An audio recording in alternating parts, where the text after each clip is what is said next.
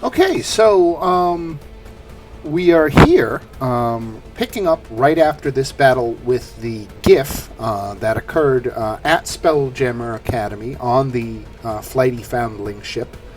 You repelled the invaders, but the ship that dropped them off has swung around to the opposite side of the building, and you can hear sounds of battle coming from that direction. So you have you can either secure this vessel or go check that out, or something else I haven't anticipated, but would love to ad lib an answer for if you had ideas.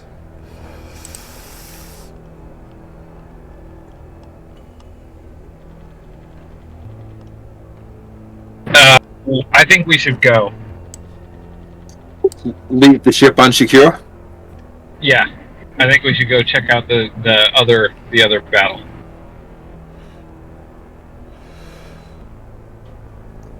Alright. We gotta wait to heal up real quick. Certainly not time enough for a short rest, but time enough for potions or whatnot if you have them, or spells. I know a lot of you are running low. So I have 2 healing spell slots that also, because of the wild shape I'm in, give me the ability to heal an additional 2 people. But I actually think it's best for me to preserve them for the combat in case I have to bring people back from unconsciousness rather than use them now.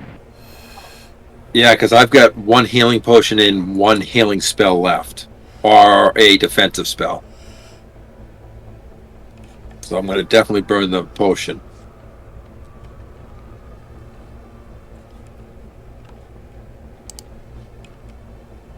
I have 2 potions of healing, regular potions of healing if anyone wants them. I could use something. Okay. 1 is yours. Anyone else? Okay, I'm now at 15. Is there anyone lower? Yes, I only have 8. So that's who I'd give the other healing potion to. Works for me. How much is a regular potion of healing? Is it 2d4 plus 2. 2 plus 2? Okay. Yeah. And while I'm at it, Dan, I am going to use my Guardian Armor and give myself 4 temporary hit points. Fabulous. Okay.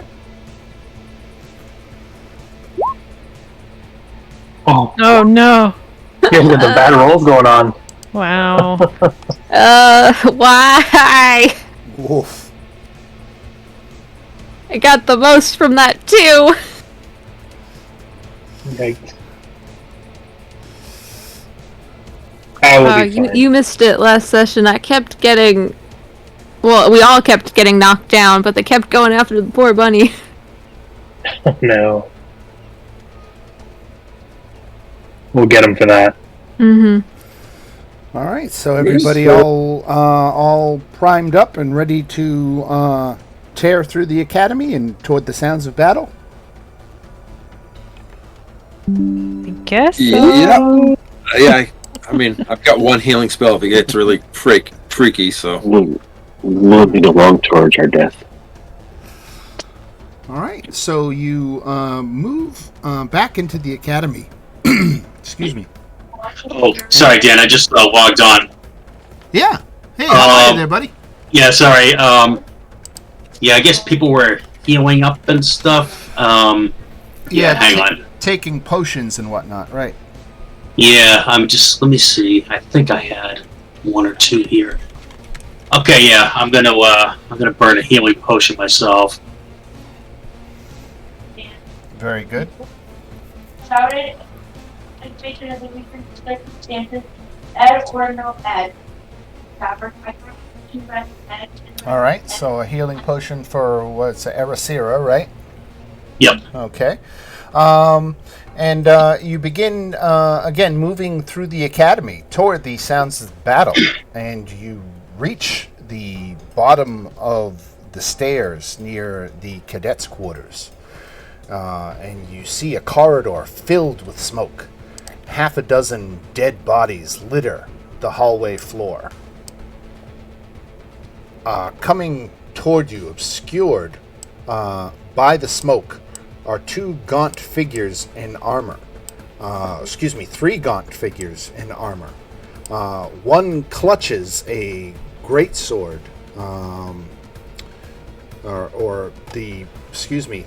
the two clutch greatswords, while the other holds a struggling and badly wounded Myken.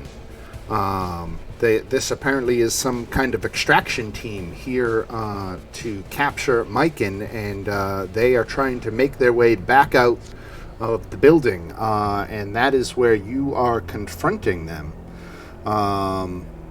So we can roll for initiative. Unless you want to try to talk your way through this.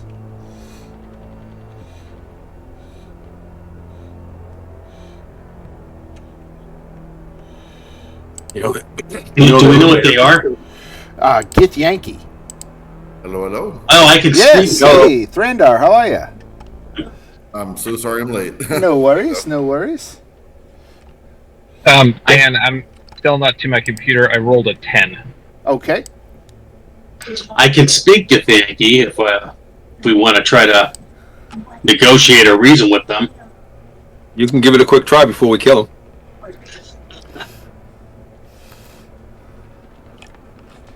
All right. I would say. Well, let's see. Have they seen us yet? Yes. Damn. I was hoping I got an impersonator to get the Yankee. All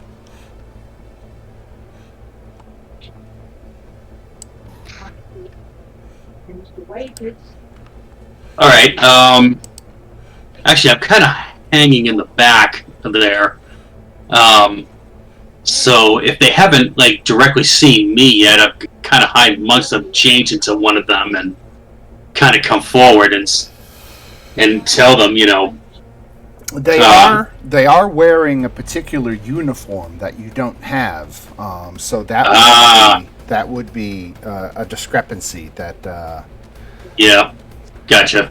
And I think the ship they come from only has a dozen souls on it, so they would not recognize. Gotcha. Yeah, probably wouldn't be able to persuade them. Right. All right. Yes. The only way you can persuade them right now is intimidation, I think. Yeah. So, Erisira, did you roll for initiative? I'm going to do that right now. Awesome, awesome. There we go. Let's see. So there's 1, 2, 3, 4, 5, 6, 7, 8 of you in the initiative. Everyone's in there, and we'll hit descending order. And Erisira, fancy enough, you get to go first. All right. Oh, wait! I gotta roll this. Excuse me. No, that's at the end of each turn. Okay, never mind. Oh, that sounds good. Okay. Let's see. All right. I will. I'm gonna shoot an arrow at this guy. Okay. Action. Ooh, he's wearing half plate armor, and so that deflects harmlessly to the side. All right. Bonus action. Same result, right? Yep. All right. Thrandar. How far away are they? Let's get a quick measurement here. They're within 50 feet.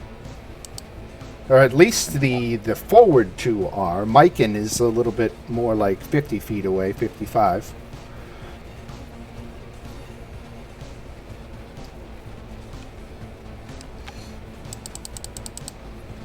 He's going to cast his guiding bolt, upcasting it.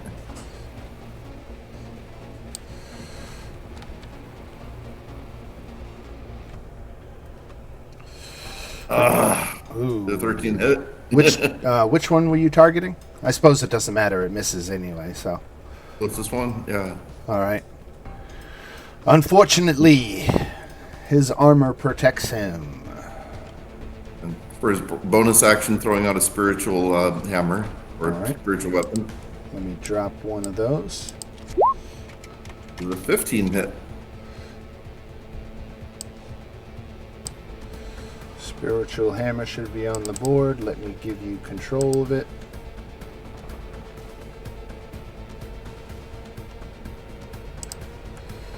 There we go. You should have control of that hammer. Bonk. All right. The 15 hit? 15 does not. Ah, okay. Tough guys. All right. All right. That's all I'll do for the moment.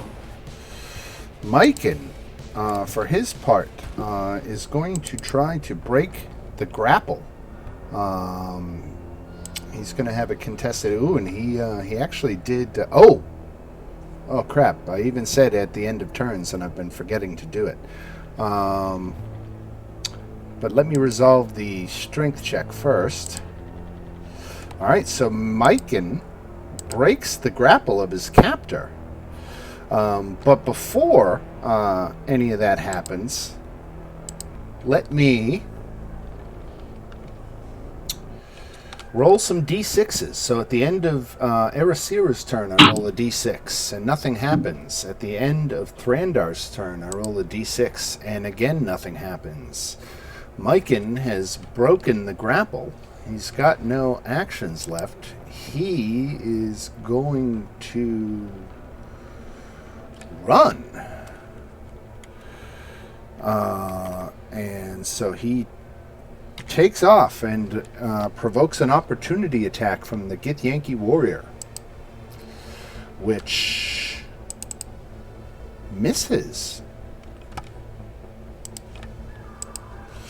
1, 2, 3, 4, 5, 6. That's how far away Myken gets. The Githyanki, and then the end of Myken's turn. Nothing happens. The Githyanki, for his part, is going to chase Myken down. 1, 2, 3, 4. And he's going to just attack, and he's going to hit. And takes him out.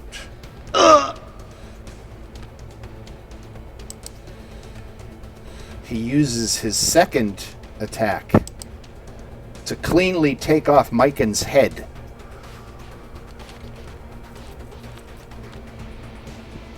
When did Dyrek get in this game? Right? Myfea. Okay, that's not good at all. Yeah, wow.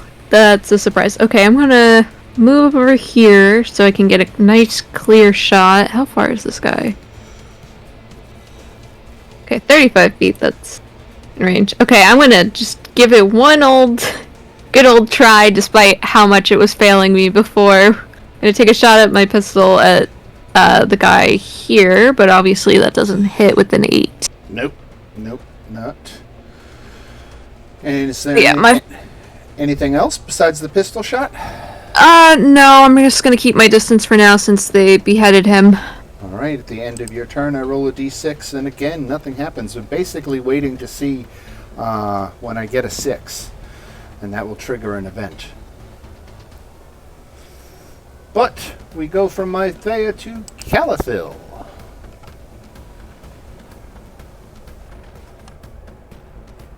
Okay, and I just got in front of my computer here, so Excellent. Well, give me 1 second. Okay, so there's 2 Githyanki.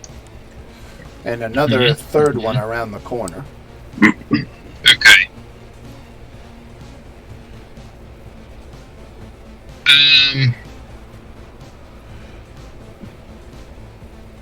Let's see.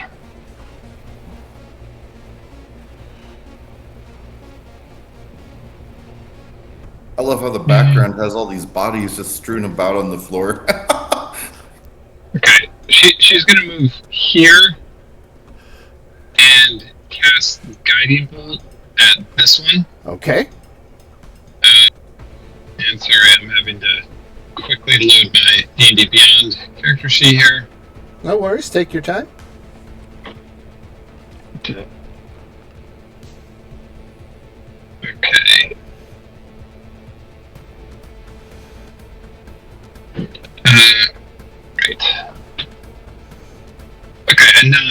didn't come through. But Okay. Yeah, Okay. I missed. Unfortunately.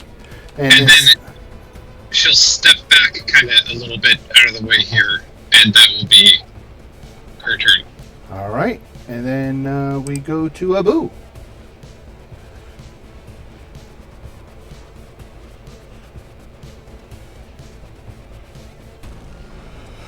And you are muted, All right. sir. Yep. Yeah, sorry about that. I'm going to move forward.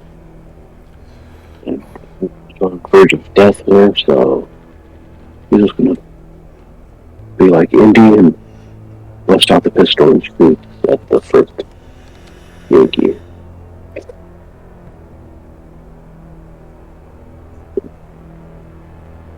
And I guess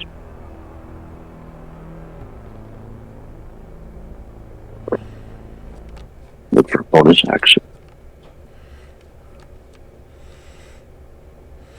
Does a 15 hit at least? No, unfortunately, it does not. All right, Violet, what do you got?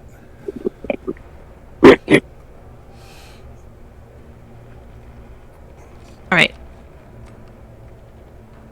I would like to hex this guy. Whoops. This guy. All right. A level 1 hex is dropped, and you want to hex his strength, I assume? Yeah. Okay. And then I will... Blast away, blast Eldritch away, blast. away. Unfortunately, a miss with the 8, right? Yep.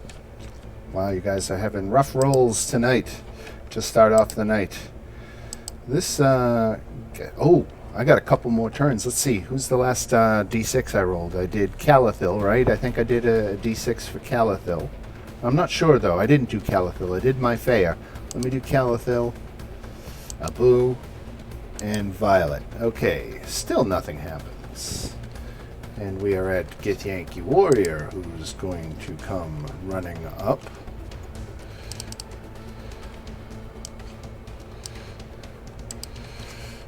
One, two, three, 4, 5, 6. Coming right up. Let's see.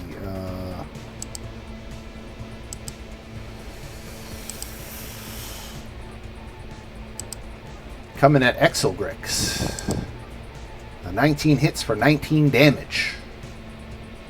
Holy balls. Welcome to the program.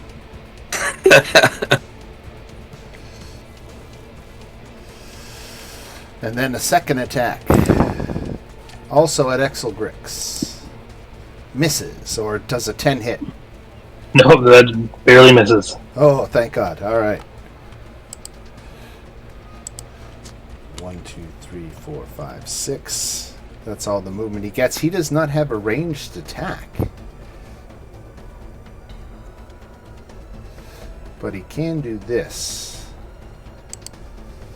Is that...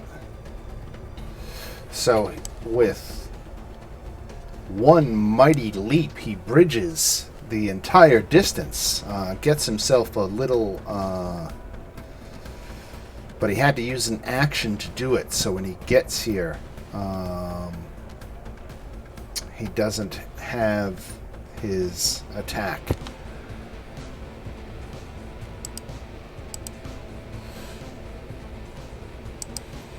Exelgrix. Well, I didn't really want to do this right away, but I am going to Misty Step the hell out of there. Or at least far enough away that they don't come after me again. Right. So that's the bonus action, so I can still use a cantrip. So let's go with a Ray of Frost on the one on the left. Okay. Hit for 1 damage. Yes, 1 damage. Woof. Get him. I finally get a hit, and it's 1 damage. Was that the first point of damage we had done to any of them? Yes. Awesome. Yes. Good job, everyone. The seal Yep. has been broken. Great round. All right. And then we go to... Exelgrix has got to roll his. Nothing happens. And then we go to Alex.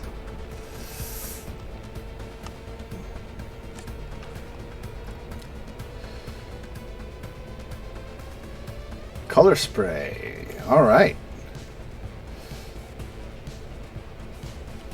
So that's the total amount of hit points you affect? Yep. All right, so you can pick either the one on the left or the right to affect completely.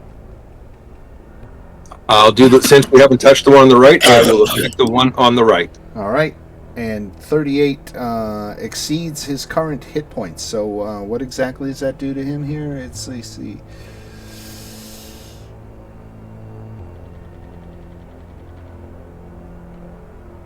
Oh, I see. It says starting with the creature with the lowest current hit points. Each creature affected by the spell is blinded.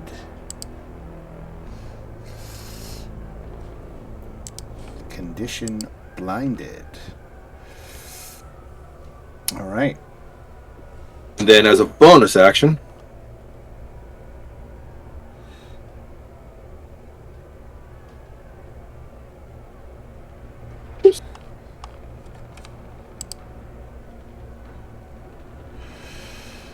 Force strike on the one on the right.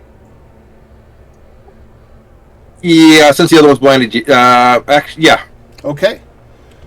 5 points of damage off of him with the force strike. Okay. If you're attacking the one that's blinded, don't you get advantage? You do. Yeah, I would have, but I was just, since the other one's going to have disadvantage to hit me, I was trying to take the one that won't have disadvantage. Got it. All right. Now, with that, let's see. From the room nearby,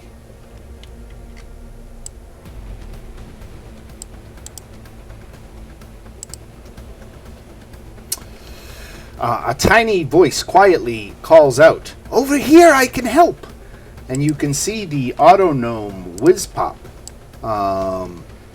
is poking out from a nearby room. He's not much of a combatant, but he could get additional help or cause a distraction or something like that if somebody can think of shouting any kind of instruction for him for what he should do. But in the meantime, Alex, his end of turn happens, and I rolled a 6. Oh! And finally, it happens. So this GIF laying on the floor here. Let me come back to where it is. Let's see, it's right up here. Here it is. Okay. So one of the dead GIF's grenades was primed but not released when the GIF died at the bend in the corridor. The rolls were all basically to see when and if this grenade rolled from the GIF's hand and went off. Each creature in a 20-foot radius of the bend in the south end of the corridor has to make a dexterity saving throw. There's really only 2 there. Let me see if Whizpop is affected since he just stuck his head out the door. Let me get the area of effect. I can tell splat. Yeah, Whizpop is affected. So let's see what happens here. Alright, so dexterity saving throw for the Githyanki warrior. Looks like he did pretty well. Yep, that's what he needed, was the 17. So the Githyanki warrior is going to take half damage from the grenade. Whizpop is going to take full damage from the grenade. The grenade is 5d6 force damage. So 9 force damage to the Githyanki and 18 force damage to Whizpop. As Whizpop went whiz bang. Right? Whiz bang. But that takes care of the errant grenade. That's gone off now, so we don't have to worry about that anymore. And we come around to the top of the order in Erasira.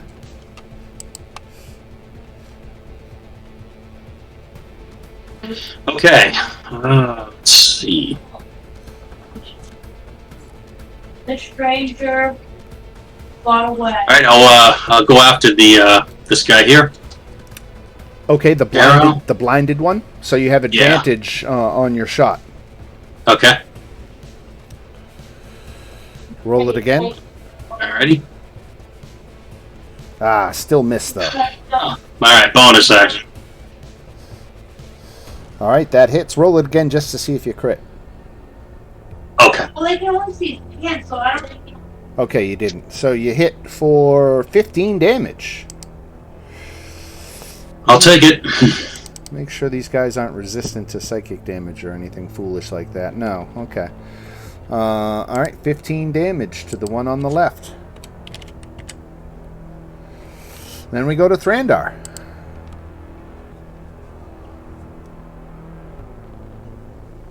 Okay.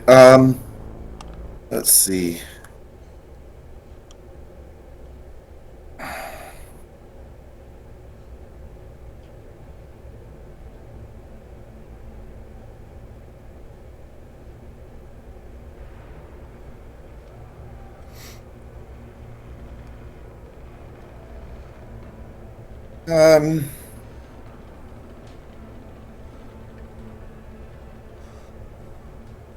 Brought a shatter spell at him. Okay, a shatter spell at these two up front. All right.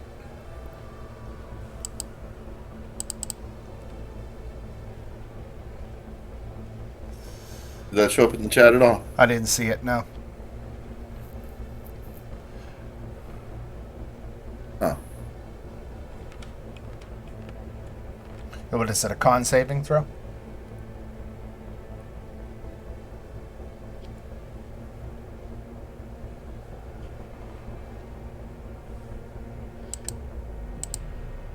I think if it is a con saving throw, it's safe to say they both failed. I'm not sure why it's not showing up. Okay.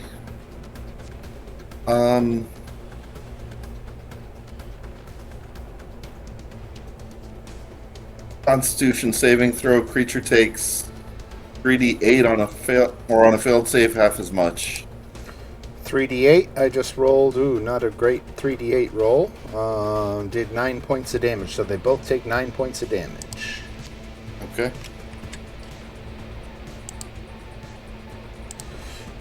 And he's going to swing his spiritual hammer. Move it back up. And which one do you want to target, the blind one or the non-blind one?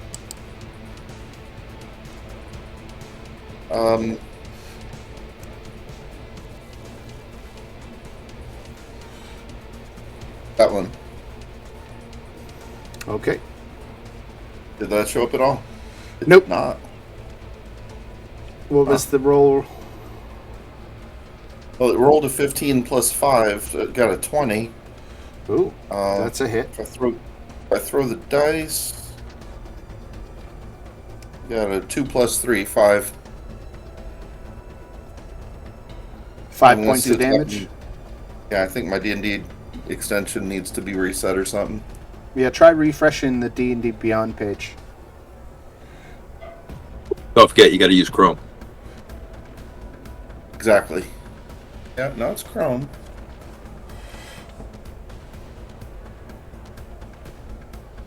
That's all I'm doing for my action anyway. All right. So, again, help me out with that spiritual hammer. The attack roll was a 20, and the damage was... 5? 5, okay. All right. And then we go to poor Mikan has been decapitated. And this Git Yankee is going to come around the corner. 1, 2, 3, 4, 5, 6. He's going to dash 1, 2, 3, 4, 5, 6. So he gets up that ferry, joins his friends. He just ignores Whizpop and runs right by him. Not a lot of respect for the little auto-gnome. And we go to Myfea. Okay, yeah, this isn't great. Okay, so since they're close, I'll hop up right next to him and I'll take a stab with my dagger. 17 hits. 11 points of damage. Okay, nice. Alright, Little thankfully bunny hop, something little works. stab, and you take him out. Alright, and then I'm gonna hop right back here. Because I assume the blind fellow, I'm not within reach of any of them if I go back. Right. All right, Whizpop, for his part, is just shouting, "What should I do?" Oh, I guess go get help is what I'll tell him. All right, let's. Wish he could heal. You know, or I'll ask, can you revive the dead?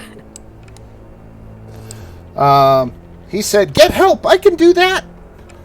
All right, yeah. I'll ask him to find a skilled healer specifically. All right. Calathil. Okay. So everyone's still up on our side, right? Yep. Yeah. Everyone's low, but everyone's up. Okay. Erasira, how many hit points do you have currently right now?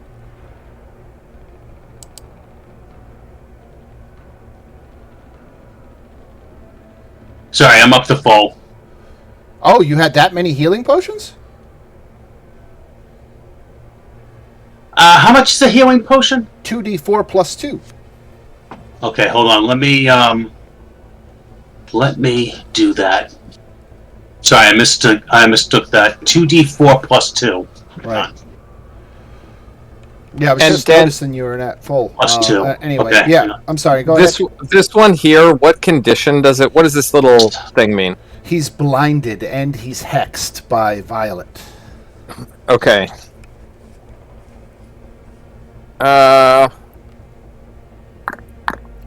Yeah, what to do? Okay. Calathil will.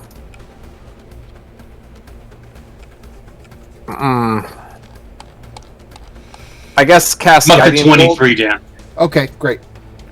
bolt. Guiding bolt at this one. Okay, you have The one advantage because he's Yeah. blinded. So let's see. I have to remember what hotkey works on advantage on roll or on D&D Beyond. I think it's that one. There we go. I don't even know the hotkeys. Ooh, It's a shift, I think. If you hold down shift, you roll with advantage. I see. Very good. All right, so a hit for 17 radiant damage takes out this blind one. Okay. And then she's going to very courageously step towards the back lines. Like so. All right, going back And that up is the her turn. stairs. All right, Yep. Abu.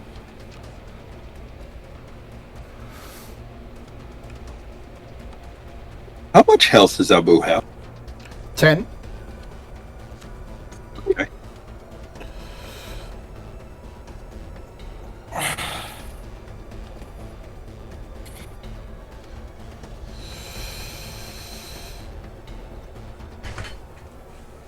Sneak attack damage does not apply because you didn't have advantage and you don't have anybody next to him. So 4 Yeah. psychic and 6 psychic is 10 points of damage. Yeah. Yeah, I only have 10 hit points. All right. So there was 2 attacks from Abu, and then we go to Miss Violet.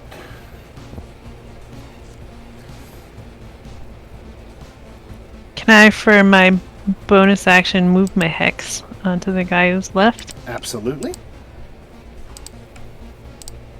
And then I'm gonna cast.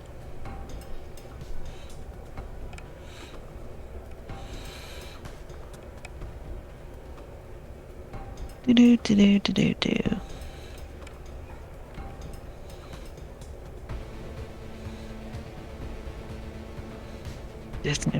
Okay. Wisdom 14. Okay. He made his wisdom save. There, So hit the frickin' half okay. damage, right? Oh right, yeah, 10 points. that's true. 10 points And of then- damage, which is still not shabby. plus hex. 3 more. 3 more. Okay. But he doesn't get pushed. So I will also bravely back up. Bravely reverse advance. Yes. All right. A dead Git Yankee Warrior comes off the initiative board, and we go to Exelgrix. Okay, let's.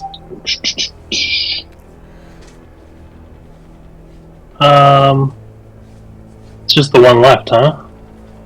Yep. Let's see.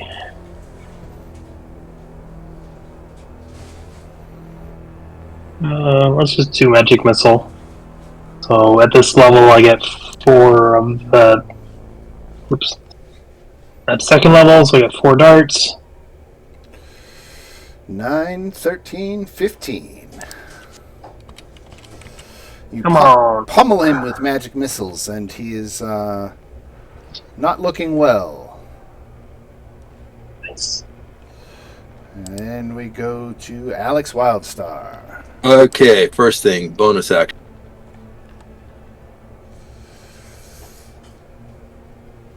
Ooh, that That one will not. doesn't do it, right? Going to step forward, saying, "See now, you see me." Poof. Now you don't.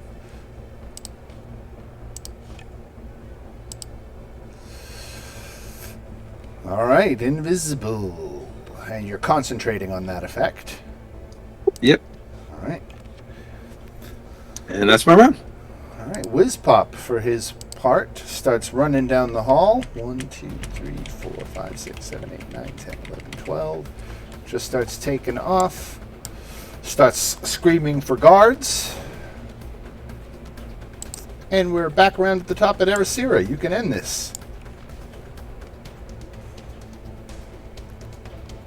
Well, I will try.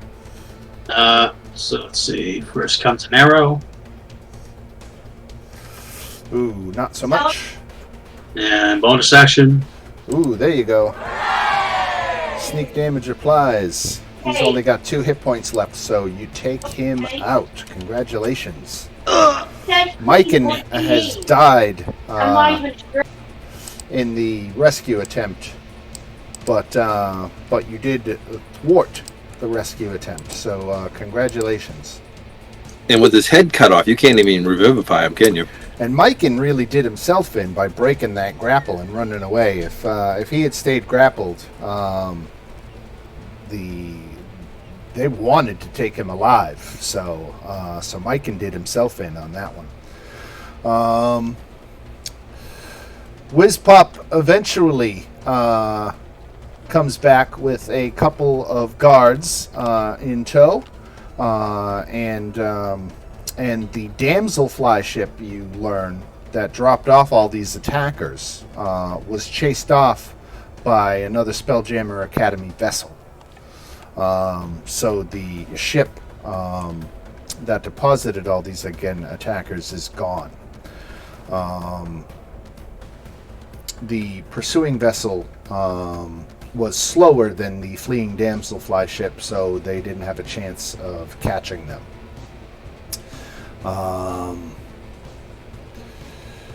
So with that, you have at least thwarted the attack on the academy, and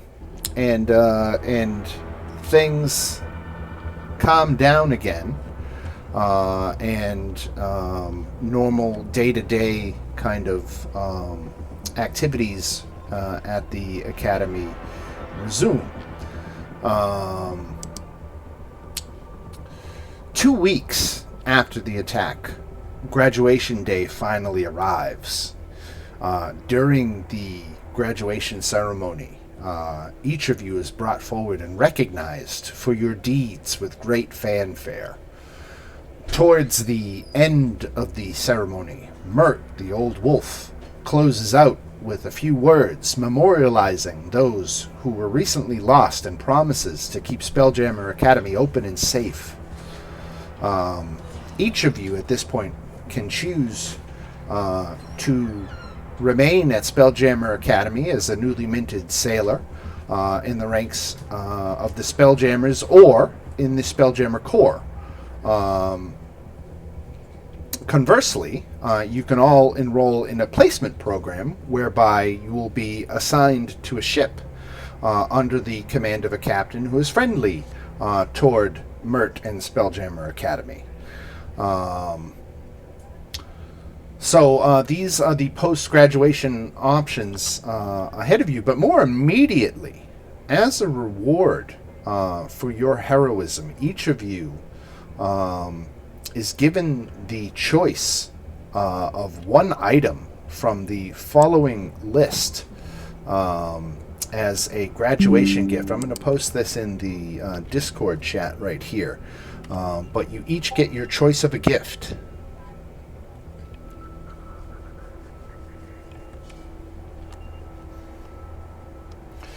And you all can go up to level 5.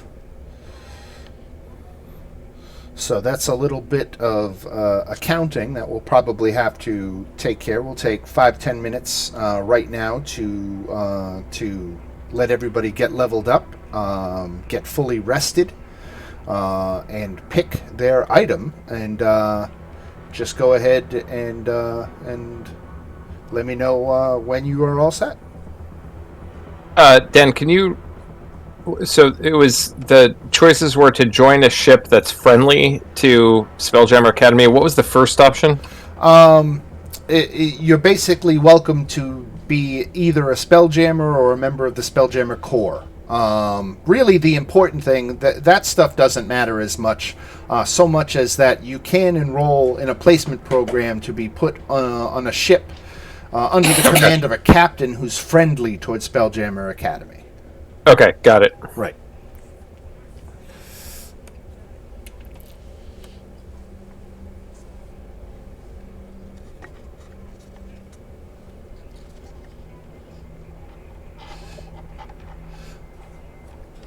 Feel free to talk up any sweet level 5 perks that you that your character is getting.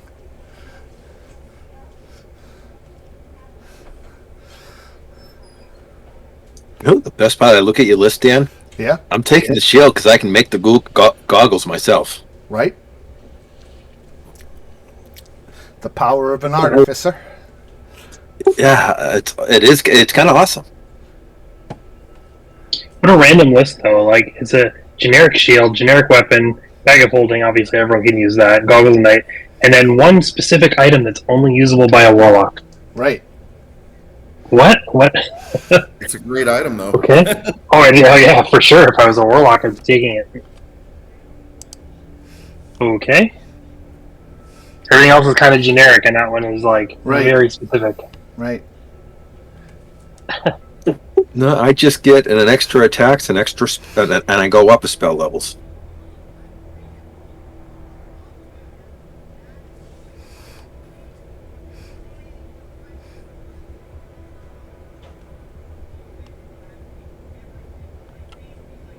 Well, I get 3rd level spell slots. That's cool. That's always a good thing. Do we have any fighters in the group? Because level 5, that's when multi-attack kicks in, right? Out of sphere, I get multi-attack. Oh, you do? Nice. So now I can literally have 2 guys beside me, punch each one of them, and if I hit each of them, they have disadvantage on attacking anyone else. Nice. That's a nice little bit of crowd control.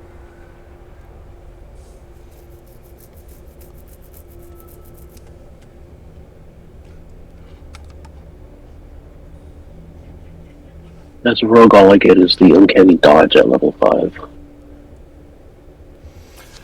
And that what? Gives you, same here. Dex saving throws, you do half damage, no damage? Yeah. Well, as a reaction. As a reaction, right? But that pairs good with my Adosing Resilience, which is the same thing, basically. And I get an upgraded flare.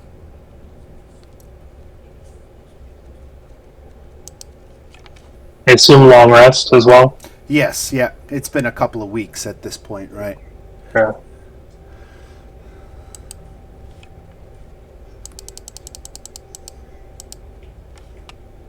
I'm gonna go with the goggles of night.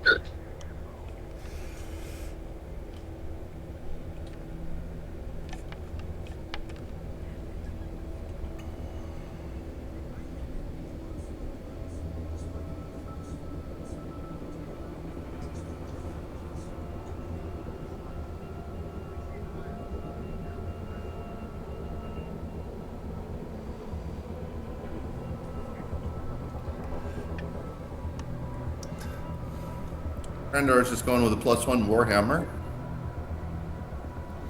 A nice choice. I'm taking the +1 shield.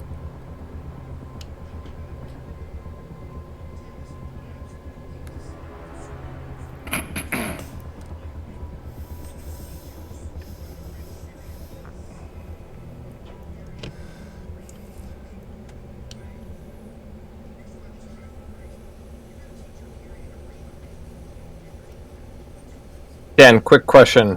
Call lightning requires a huge amount of space above you. Would that apply in like the depths of wild space? My first blush would be to say it doesn't make any difference. That I would say at first blush, no reason you can't cast Call Lightning in space. Okay, sounds good. But I always defer to a quick Google search. I think I read something like there's lightning strikes on the sun, so it's possible, I think. Something crazy like that.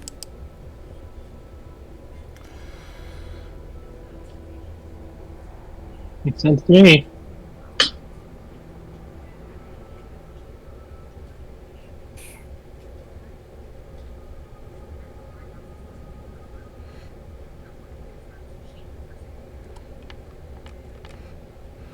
Yeah, I just did a quick Google search for wild space Call Lightning, and I'm not really getting any results. So again, I would go with my first leaning, which would be yeah, no problem. You can call lightning in space. It is magic after all. It is magic. I think there's even rules about casting fireball in the vacuum of space that it still works. Yes, it does. Yeah, I read that. Right. So it's not like you need air for fireball to work, which technically by the laws of physics you would.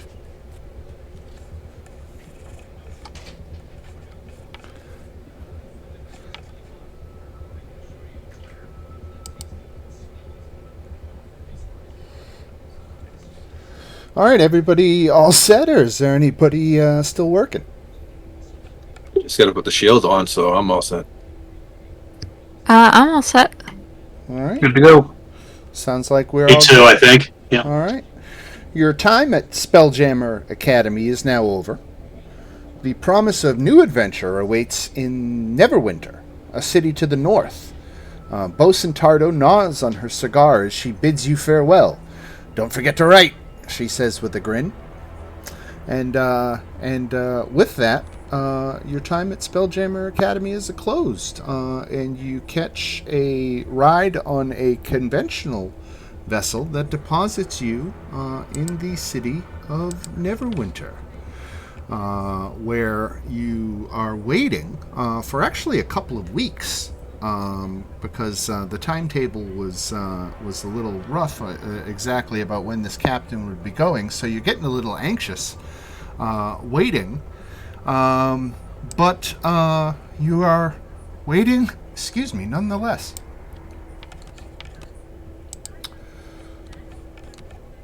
Let me close Spelljammer Academy and open Chapter 1.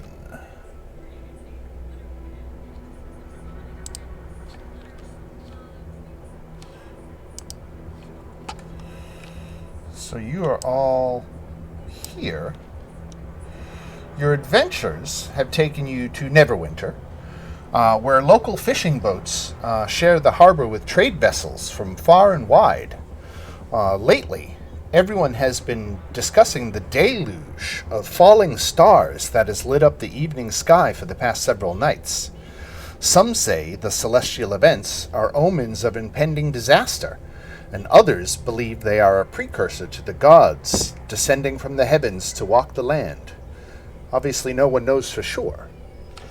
You're just finishing your midday meal while listening to a blacksmith tell about being awakened by a loud crash last night. According to the smith, a crystalline vine burst out of the ground and punched a hole through the roof of his neighbor's bakery. Must be divine punishment for the bad pies and steep prices, says the blacksmith with a nervous chuckle.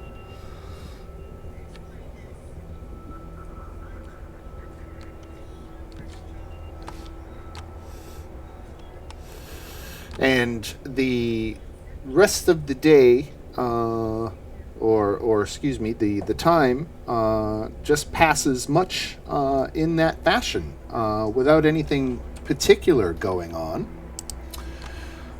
When suddenly, the earth shakes violently beneath your feet, and you hear the dull roar of a distant eruption. The smith and several others hurry outside.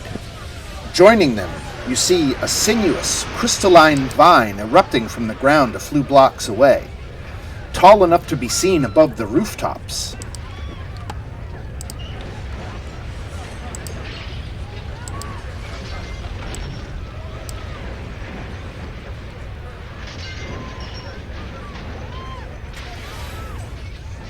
What do you guys want to do?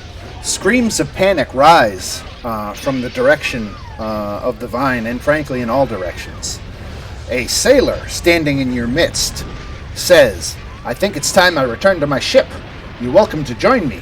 You'd be wise to flee as well." And with that, she makes her way toward the docks. The ground churns again, and more eruptions burst through the streets all around you. From these sites sprout smaller crystalline vines that uproot themselves and begin lurching through the streets, driving panicked citizens before them, while the enormous vine in the distance stretches even taller. The ship might not be a bad idea. Yeah, let's get the hell out of here. We can roll for initiative, though, because before that happens, you've got some company. Let me expand what you can see here a little bit.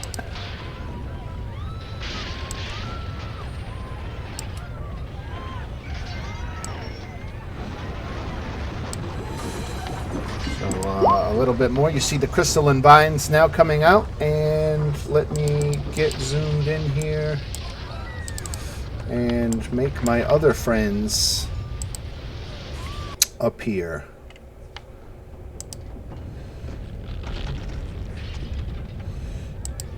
I'm glad there are other friends, because otherwise I was afraid you were suggesting that we would want to just randomly kill all these civilians. Right. Who is this? Well, no, not this game. I was about to say, in this campaign, thankfully no one would do that. Last campaigns I played in, I can't really say that's the same case. Oh, we all know it wouldn't have been. No. I would have cut my way to the dock. I'm just shifting some things around here. I think that's everybody. Okay. So that's all the tokens revealed. Let me roll for initiative. You guys can start rolling for initiative while I roll all these blights. So re-roll? If you already did, don't worry about it.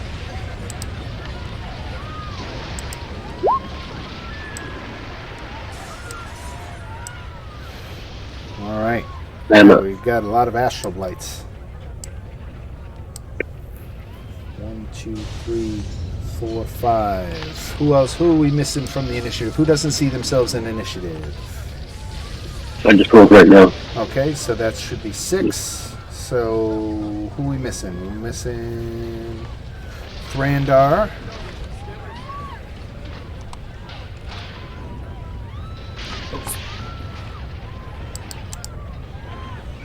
Add turn for Thranдар. Oh, shit. Did I just add... Oh, damn it. I just added a whole bunch of Astral Blights again. At least they're all zeros, so I can take them out. I was going to ask, are we doing XP based or? Right. Alright, so Thranдар, Abu, Exobrix, Erasira, Calathil. There's 5. Myphea and Alex is 6, 7, so we're missing one person. Violet? Violet. I'm on there. Are you on there? Yeah, you are. Maybe I just I'm missed just you. real low. Okay, maybe I because your text lined up with the Astral Blights, I think I glossed over your... Alright, so that's everybody. There we go. Calathil, you get the first action as all hell begins to break loose. Okay. Are these doors or windows? Those are windows, these are the doors right here. Okay. Sorry, this is a door as well? No, that's a window. Okay, got it. So those are the doors. Are they open? Unlocked. Okay. And you know what? We'll say this commoner just ran outside from inside and is being accosted by these blights, so we'll say the door is open. You can see that. Alright.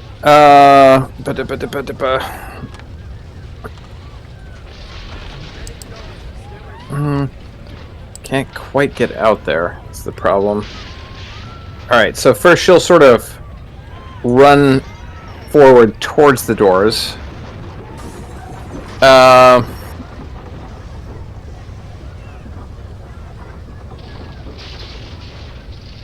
Okay, she's going to use a bonus action to assume the starry form of the dragon. Okay. So she's glowing brightly with the constellation in the form of a dragon. Okay. Alright, and then her action will be...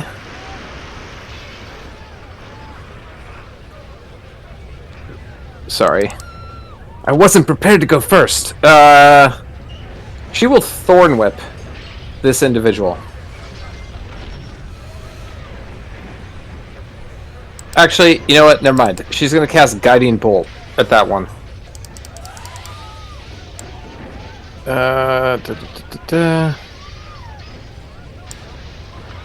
Sorry. There we go. 10. Probably a miss. It is. Okay. That is her turn. Alright. Exobrix. Okay. Let's see.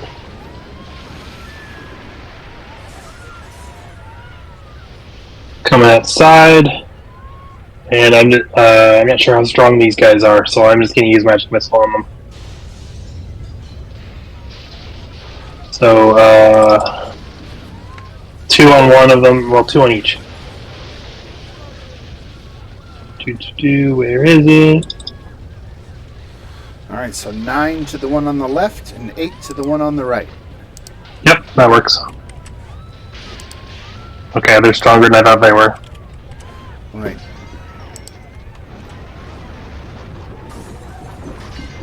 Alright. Alright, and then we go to Erasira, standing up from the table at the ruckus. Okay. Let's see. I guess I got a line of sight on this one here, so I'll fire an arrow at it. Okay. Nice hit. Sneak attack damage applies because Exobrix went and got up right near her, so you did 18 points of damage with one shot of an arrow. You plant it right into the head of this crystalline vine creature, and it keels over backwards. Yeah, I meant to do that. And I'll use the bonus action on the other one. All right, 6 goes wide. Shot goes wide. Alright. All right, Abu.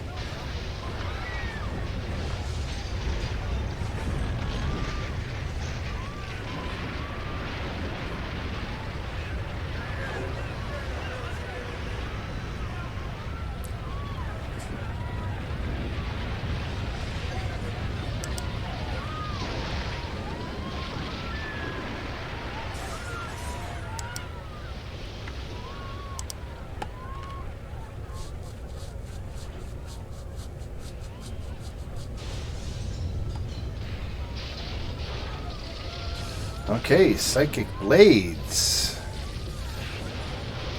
We're gonna go ahead and call those commoners allies. Actually, no, because they're just focused on keeping themselves alive. They're not even fighting. So 4 psychic damage. Alright.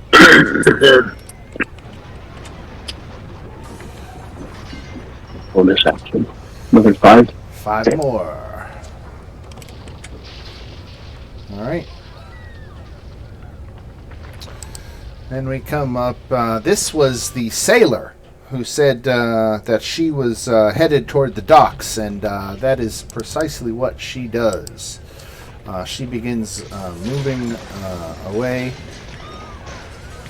toward the docks. And then we go to our next astral blight, who is going to attack this commoner who's got an armor class of 10.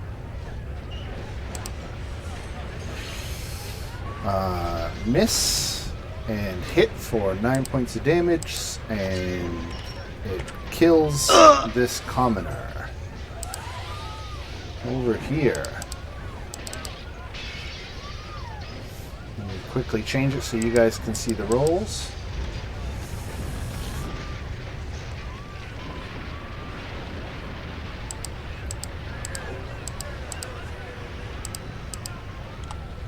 This takes cannon fodder to a whole new level.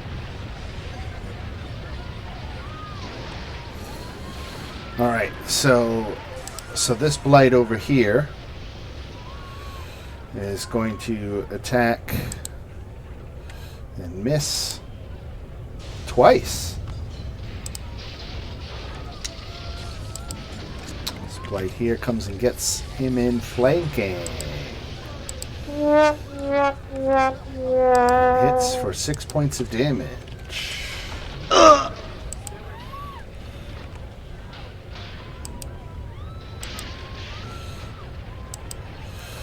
Commoners are just being cut down left and right around you as these blights savagely attack everyone in the street. Alex. Alright. First thing.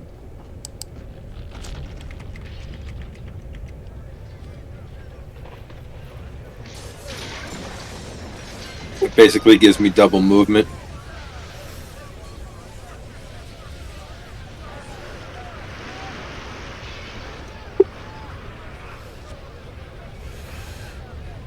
I love this Iron Man build.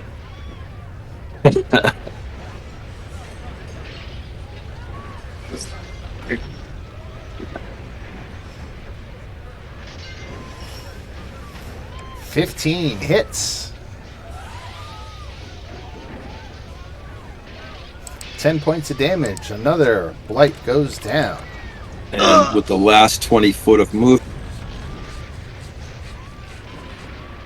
run over to the next one.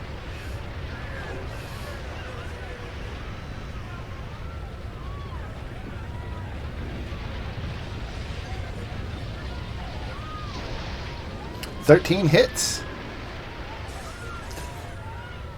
9 damage. All right. And that's everything I can do. All right. Myfea. Alright, this is not a great situation. Alright, so I can get to here. Can't really go that much further because, like, that's all my movement. Okay, I'm gonna try and take a shot at this guy right here. Okay.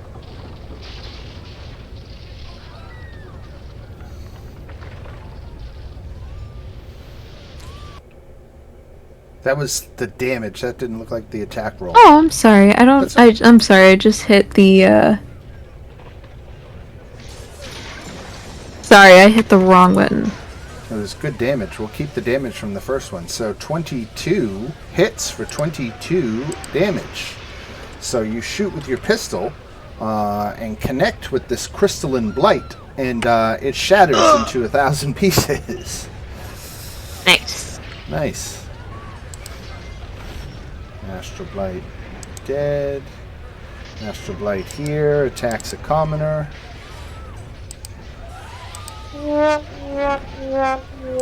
Violet. Alright.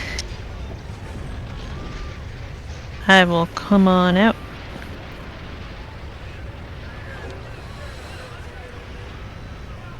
I'll hex this guy up here.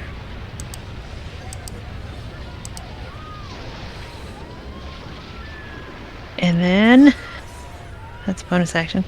So then I will cast Eldritch Blast. And I the guess- one that's hexed, that hits. The one that's hex. And I guess because I am now level 5, I get 2 beams. You get multi-attack, right? Yeah, so that's 16 with the hex on him. 16 damage on the Eldritch Blast. Alright, so he's still up, so I will target him again with my second beam. Ooh. That didn't work. Alright. Nice shot, though. And we go to Thrandar. Okay, let's see.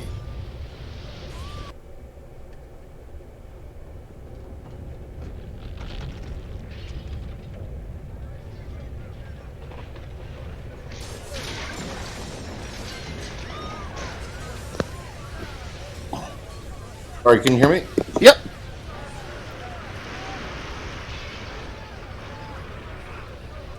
Now I can't.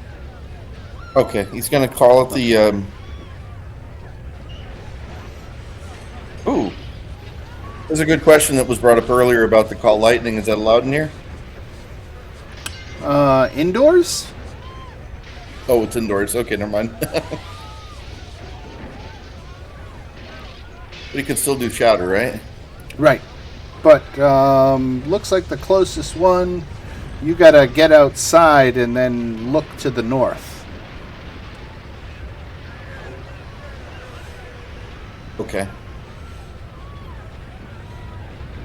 Where's the door? Right here. Ah.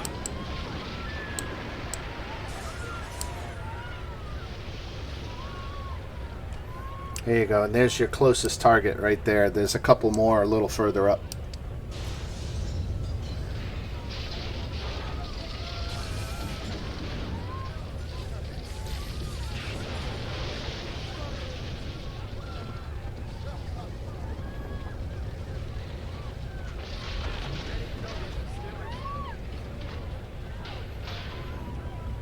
Alright, shatter on that one up there is a con save.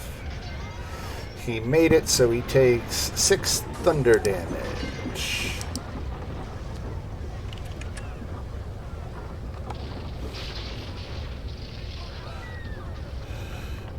Alright, then we go to this blight here, who's going to attack the commoner. And kill. And we're back at the top of the round in Calathil. Alright. Right on. Let's see. She is gonna run out here. Okay. This building, how tall is it? It's a 2-story building. Okay. So, she would like to, let's see, she's 115. feet. She would like to bonus action Starlight Step to the top of that building. Okay. And now she'd want to finish her movement to like get over to this corner, overlooking. And she will cast Call Lightning as her action. All right. Hold on. No. Okay. And she's going to put it right here so that it gets these 2 blights. Just these 2? Yeah, the 2 that... Because these 3 over here have already killed the civilians around them, is that right? Right, that's correct, right. Yeah, so then with the hope of saving this civilian, Galithil will cast Call Lightning right there, so these... Anyone within 5 feet has to make a saving throw or take that damage. Okay, 1... The top one failed, the bottom one made it. So the top one takes 22. No, I think only 16. I don't actually know what those 2 things are. Oh, actually, yes, I do. If it's stormy outside, this second half the damage applies. If it's not, I see. It's first half. Gotcha. Okay. I'm envisioning a sunny day myself. So that's totally fine. So 16 damage to this, and 8 to this one. All right. Very good. Galithil has now got the high ground. And we go to Exelgrix. I'm gonna move. Plasmoid on the street. Gonna move up 10 feet. And I'm going to drop a shatter on the 2 at the top of the screen. Okay. It'll be off to however you want to draw that square to make that work, but that should work. Top one made his save, bottom one failed. So, top one made his save, takes 8 points of damage. Bottom one failed, takes 16. Yep. Boom, boom, boom. They are battered by your spell, and huge chunks of their crystalline bodies have broken off. They are not looking good. And we go to Eversira. You mentioned creature made of inorganic material such as stone, crystal, or metal has disadvantage on this saving throw. Oh, good call. All right, let's roll another d20. All right, he still made it. Still made it. Cool. Good call, though. All right, Eversira. Coming out. But you don't want to know. Okay, so let's see. I'm here, and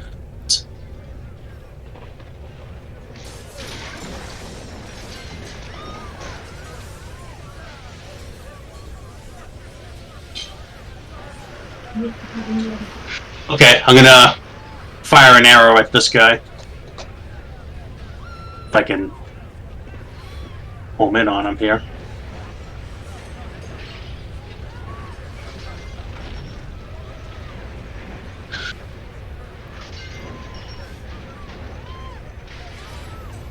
$12 hits for, you've got no allies near him, so just the 5, but the 5 is enough.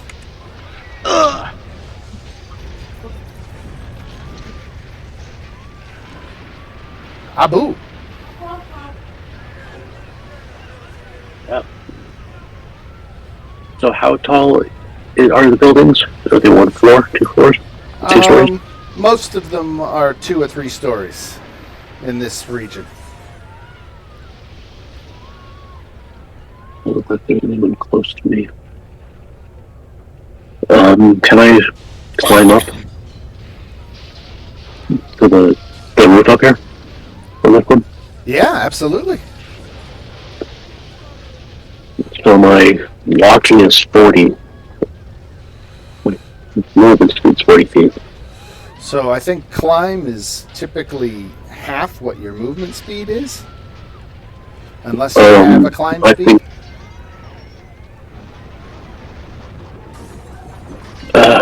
Mobile says difficult terrain doesn't cost extra movement on that turn. Would that be the same? Here, let me see. I've got it in the compendium here. Climbing. Where's climbing? Jumping, climbing, and swimming. Here we go. So climbing. Each foot of movement costs 1 foot extra when you're climbing, swimming, or crawling. You ignore this extra cost if you have a climbing speed.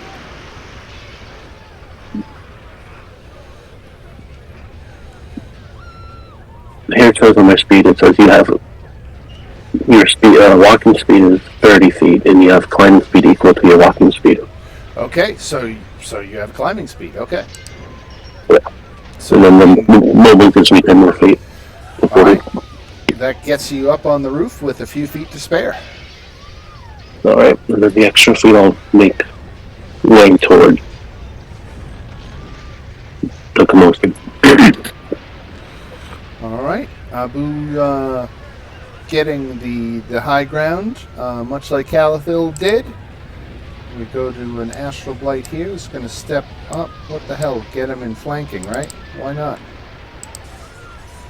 9 misses. 8 misses. Wow. I'm having the bad rolls now.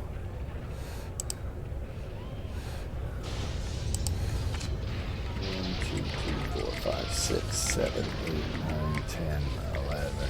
No, actually, gets there. Stops.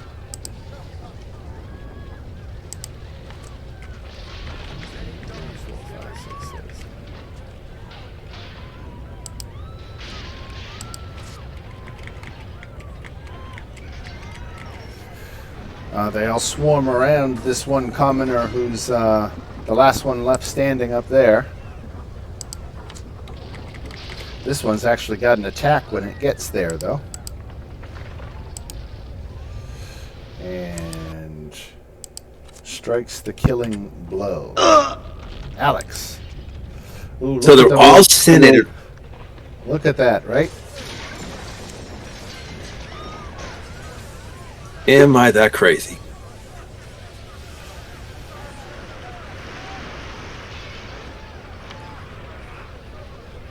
Actually, 10 foot. Shadow's a 10-foot radius, right? So, Dan, if I did a shadow in the center of all that, would it get them all? Sure.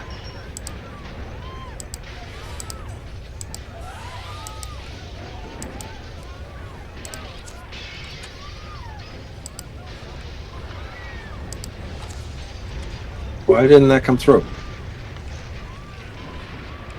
Oh, there it goes. All right, con save. Let's do starting with the one on the left. Failed, 13 damage. That one's dead. And the middle two.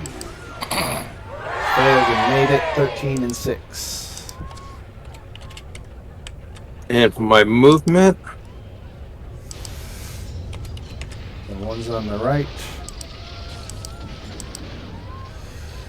Made it, failed. Failed, made it, failed. 13, 6, 13. and for my bonus action, I just assume he's with me without being on the borders. What, your homunculus? Yep. Is he the kind of thing you can take out in civilized? No, he's always out. Unless I tell you, I have to change him out at a long rest. Right. But when you don't put him out, I just assume he's with me. And Yeah, just ask for it if I didn't put him out and you need him. okay, he missed though. All right, my Faya. Can Violet take a free action and just say, don't get too close? Absolutely.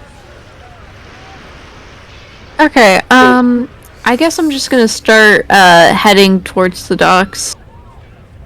Is that not too close at me? Yeah. So I can get to... Okay, so I can get to about here. And then, because I see these guys again, I'll take a shot at this one. Actually, you know what? No, I take that back. I'm gonna shoot at this one here. Okay. Dan, if she yells that out as I'm moving, can I move over 5 foot? Yeah, sure. 20 hits. 13 piercing damage, right? Yep. Another shot and another shattered blight. Alright, one more down and then bonus action. Yeah, I can't do anything bonus action wise. Okay. Yep, that'll be it for me. All right, Violet. Hey.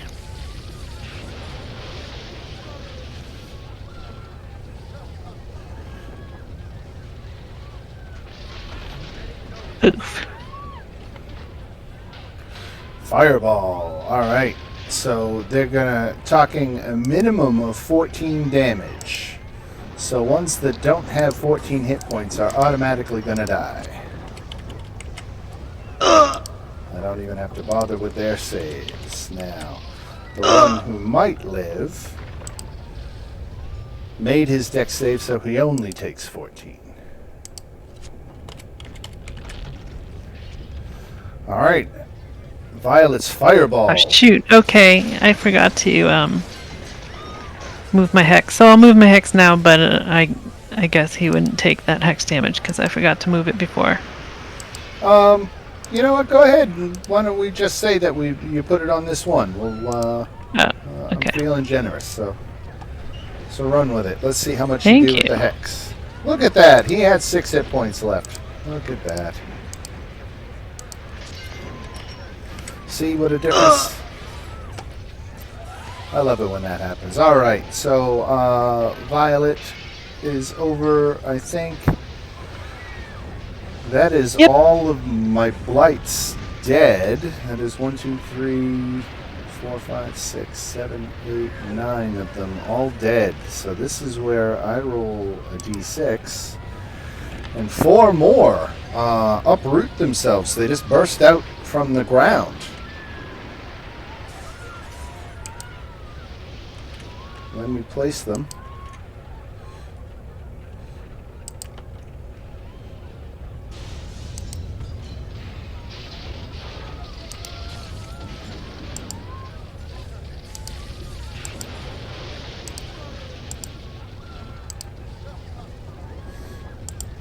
One right in front of you, Thrandar. Okay. Add those to the initiative order. Now, guys, are we going to go hunting these all down, or are we just going to turn the corner and keep going?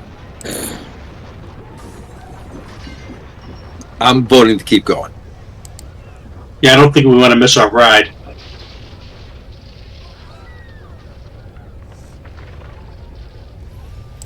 All right, Thrandar. Okay.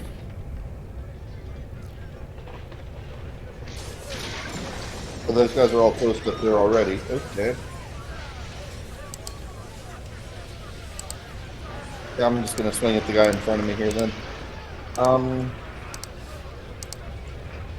Yeah, but we got people there. Ah. 10 misses, unfortunately. First bonus action, he's taking out the spiritual hammer. All right.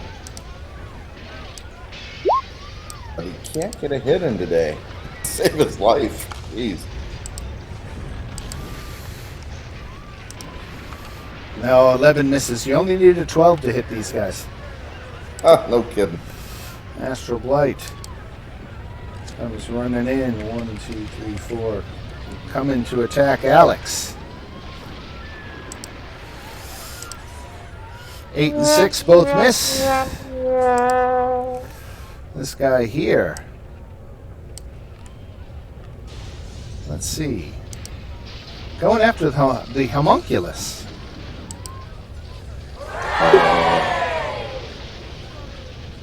My alchemist is dead.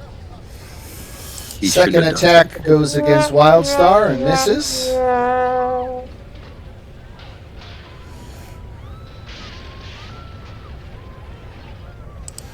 And then we are at Calathil on the roof. Okay. She's going to take a step forward, and again, Starlight step to there. That's her bonus action. She will then call lightning. Ooh, Alex is kind of in the way.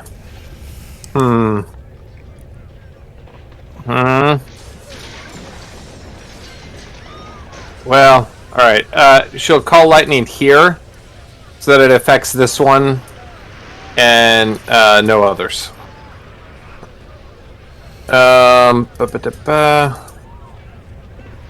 Anything with sleep, you can drop right on top of me. Otherwise,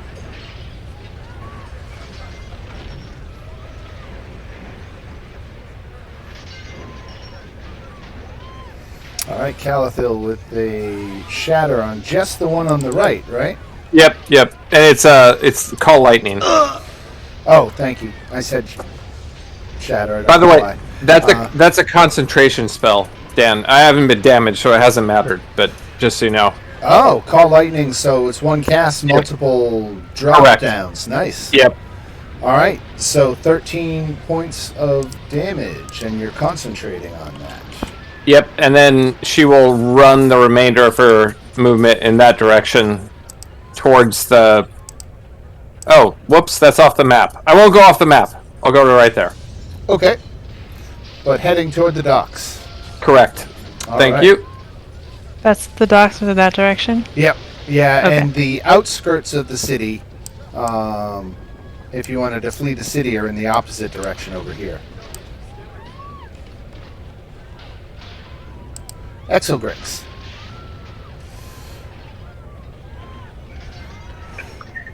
Alright, I am going to blast the shit out of the one in front of me so I can get out of here. So, we're upcasting this. 5. Let's go. 10. 16. Blam, blam, blam, blam, blam, blam. Oh, he's still not down? Bitch. That didn't work very well.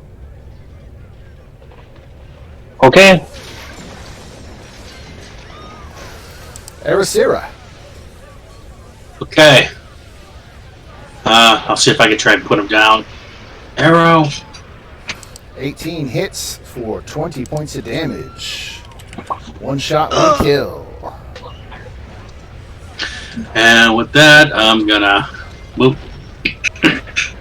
I'm gonna make my way toward the docks. Okay. We suffice to say that everybody at this point is just trying to make sure that a path is cleared so that they can head toward the docks, because the blights are just going to keep on coming. I'm up for that. It sounds like that's what you guys are leading towards. So rather than make you play it Correct. out, we can kind of take that part as read. Okay, you defeated the main wave, and more turned up, and you collectively made the decision to follow that sailor who said that they were going to try to get out by ship. So let me get back to my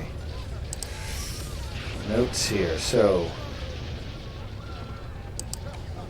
there it is.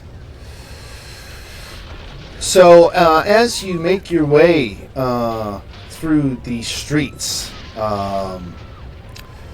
the increasingly violent earth tremors cause buildings to partially collapse around you. There's no safe refuge anywhere in the settlement. So you made the right decision to try to get out rather than hole up, as some people did. So you get down toward the docks, and the scene at the docks is chaotic. Let me actually go ahead and reveal the other half of this map to you now.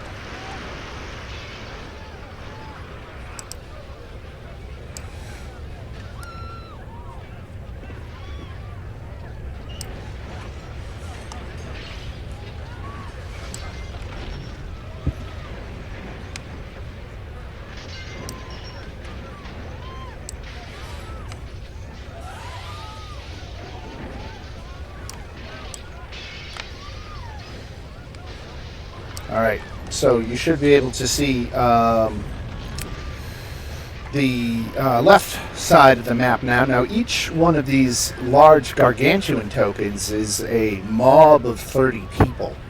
The scene at the docks is chaotic. Hundreds of people swarm the piers trying to push their way onto 3 vessels that haven't yet set sail, 2 longships and a galleon. A group of thugs in black leather armor use their clubs on a crowd of screaming commoners, keeping the people away from the ships as they're loaded with cargo under the supervision of a sneering man with long red hair back here. A woman steps out of the crowd and wipes blood from her chin. Glad to see you again, she says with a smile. I'm Captain Elena Sartell, and one of those ships is mine. The Moon Dancer, isn't she pretty? Pity I can't reach her, though. Would you be good enough to help me? I promise to return the favor. The ship.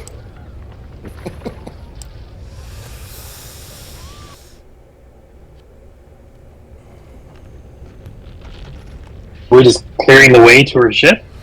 Am I understanding that right? So, it looks like her ship has been commandeered. And she's going to need help getting back onto it. Beats the heck out of this scene. Now, can you remind... We've met her before, right? Just outside. She was the sailor who was outside and said that she was fleeing for the docks when the trouble started. That's right.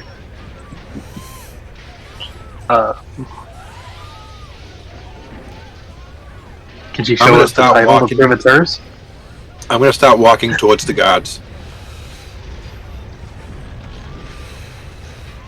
All right, you have to push your way through the crowd of people. This is just mobbed shoulder to shoulder, despite the empty space between the tokens.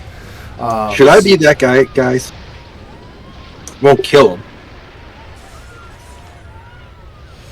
Yeah. Now, Captain... Again, I'm sorry, go ahead. I'm going to put on a light show to try to scare them all back.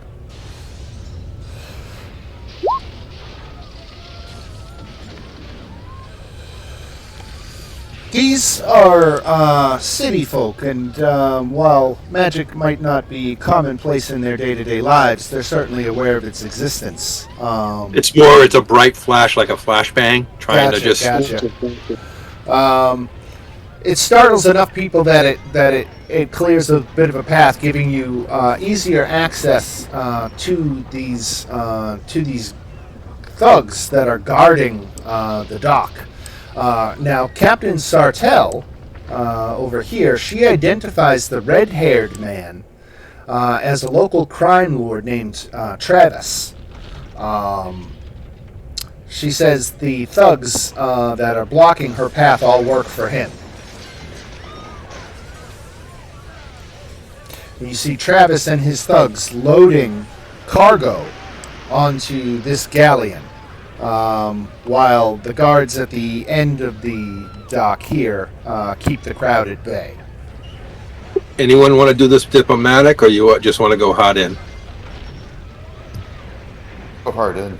I mean, I don't know about you guys, but they're all set up in a nice straight line there. I don't know if anyone has a spell that be perfect for that. Dan, I mean, these thugs, like, how violent are they?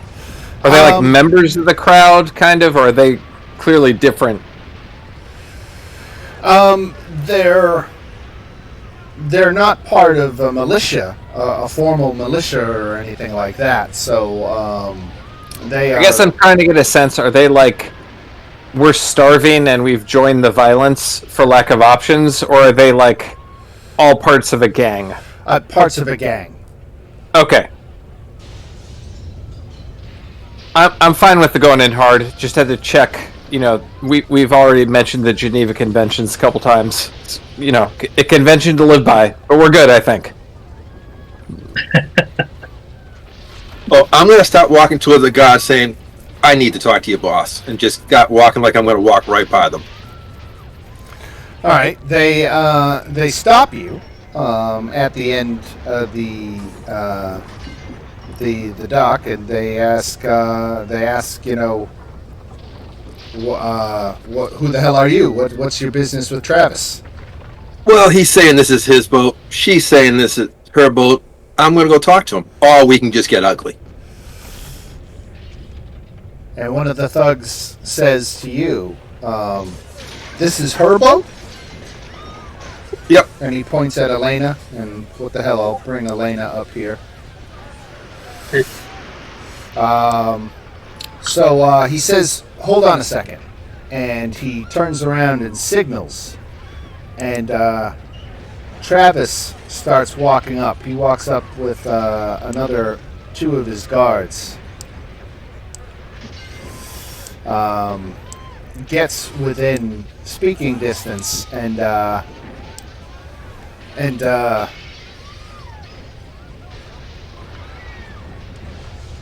says, I've commandeered this vessel to save my merchandise and my men. It's not yours. Either get out of the way or we're taking it. It's mine now. And then the thug that you spoke to, Alex, turns around and he gestures at Elena and says, they say that this is her boat, Travis. And Travis just looks her up and down. And then he orders his men to apprehend Elena. Oh. That ain't happening. Definitely not happening. If one of them goes to make a move, I'm going to use an opportunity attack. And I was about casting to say- fireball. I was about to say I'll pull out my pistol and I'll start shooting. Actually, if you want, go ahead. I'll do a broken arrow. Drop it right on us. I just want He's got a to. ready in action with an arrow. Knock Yeah, an that- arrow. I think we're all trying to leap into action here. All right, let's roll for initiative, and we'll determine the order in which things happen.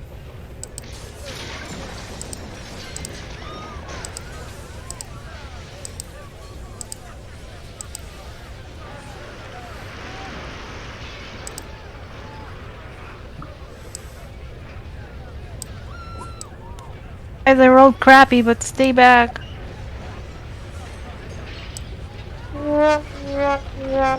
Oh god. Talking about crappy rolls.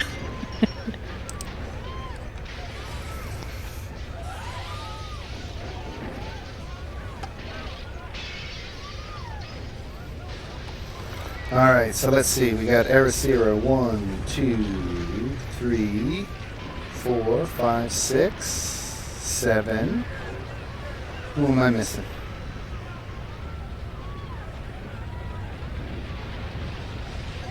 One, two, three, 4, 5, 6, 7. 1, 2,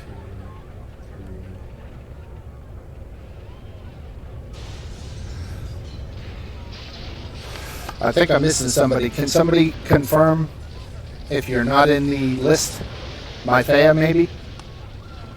Yeah, I was about to say I'm looking. I'm not in the list, but I didn't say anything about my token not being Right. clicked. Okay, no problem. 7. Yes. All right. And then as we sort, Elena gets the first action. And what is she going to do?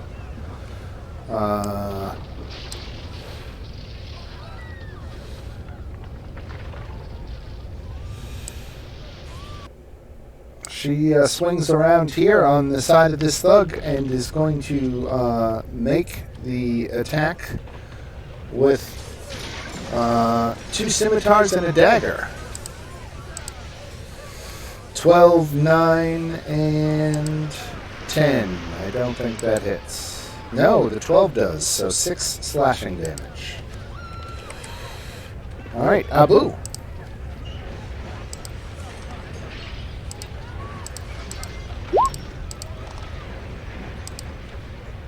Alright, which one?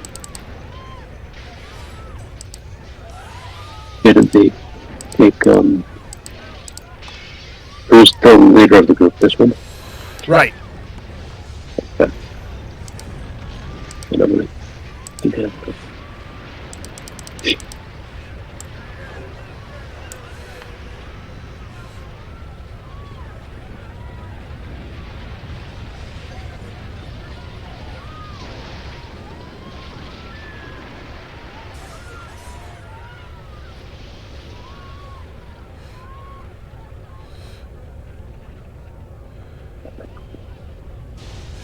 Okay, so you're attacking the leader. His armor class, he's wearing splint mail. He's got an armor class of 17, so that is not going to do it. And for my bonus, I'm going to attack this one right here. Okay. Hopefully that hits with no. 12 hits for 17 damage. Good. All right. Travis is going to go now.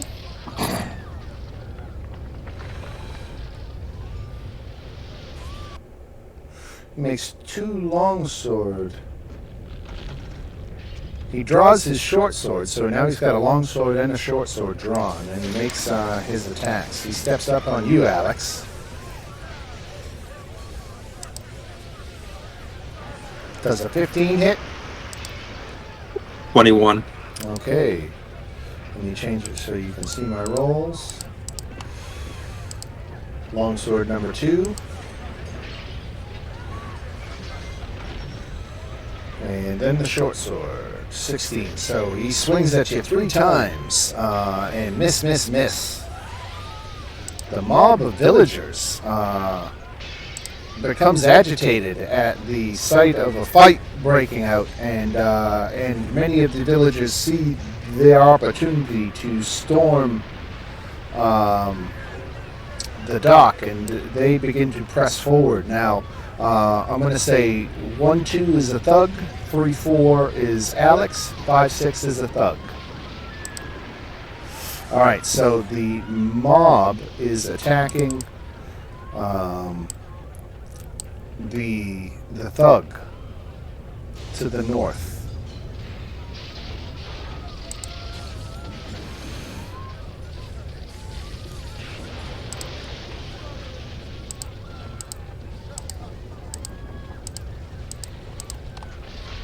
All right, so they get 4 attacks. So sticks and sticks, 2 misses, and then stones and stones. Hits for 10 points of damage.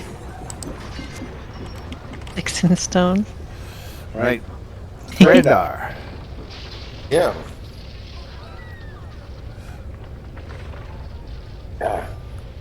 We can move you guys up. Those of you who are back a little bit, we can move you up. Will that spiritual hammer still be floating? What's the duration on that spell?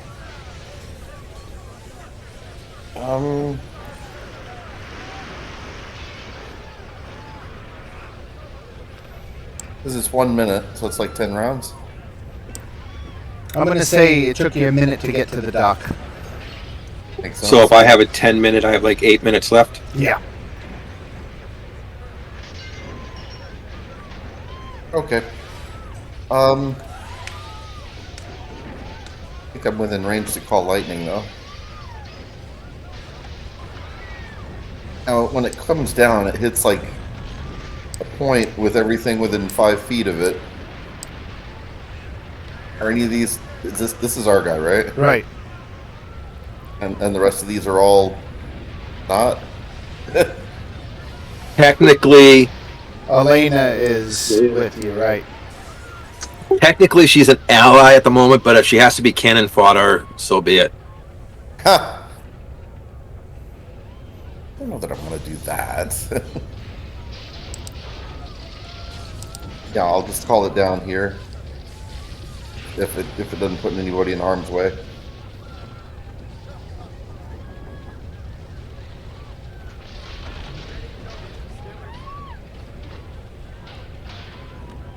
I can find the spell.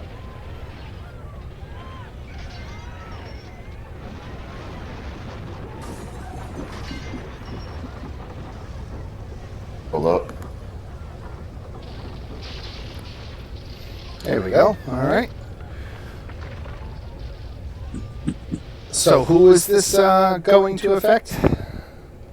Can you see me pinging? Yep.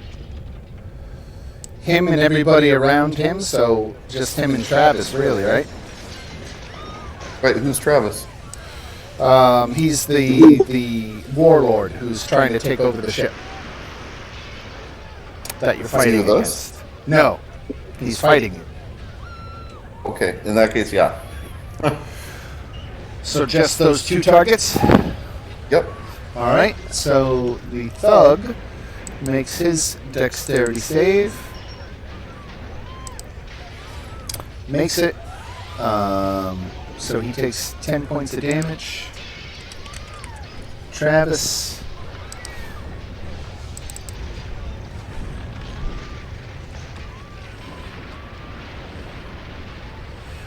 Crime Lord Travis makes his dex save. Makes his, only takes 10 points of damage.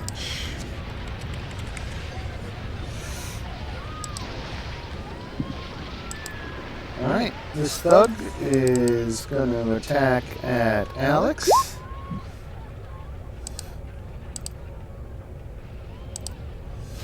Two misses. This thug back here is going to step up and let's see, he's going to attack Alex. 15 misses. Ericira.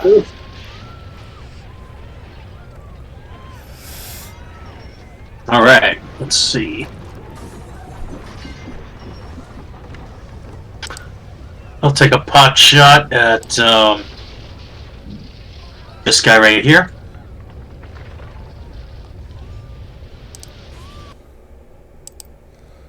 And bonus action. I'm sorry, what was your target? Oh, this guy here. Okay, that thug. All Yep. right, 15 hits for 13 damage. All right, anything else for Ericira? That's it for me. All right, Yeah. whoops. Skip the thug. Come back here. This thug here is going to close ranks.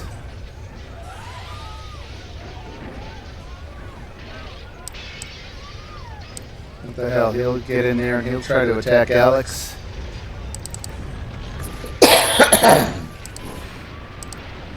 $18 misses, right? Correct. All right.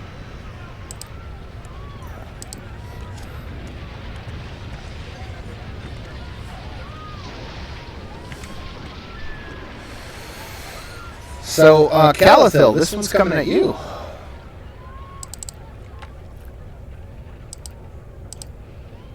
Seven and 9. Miss, right?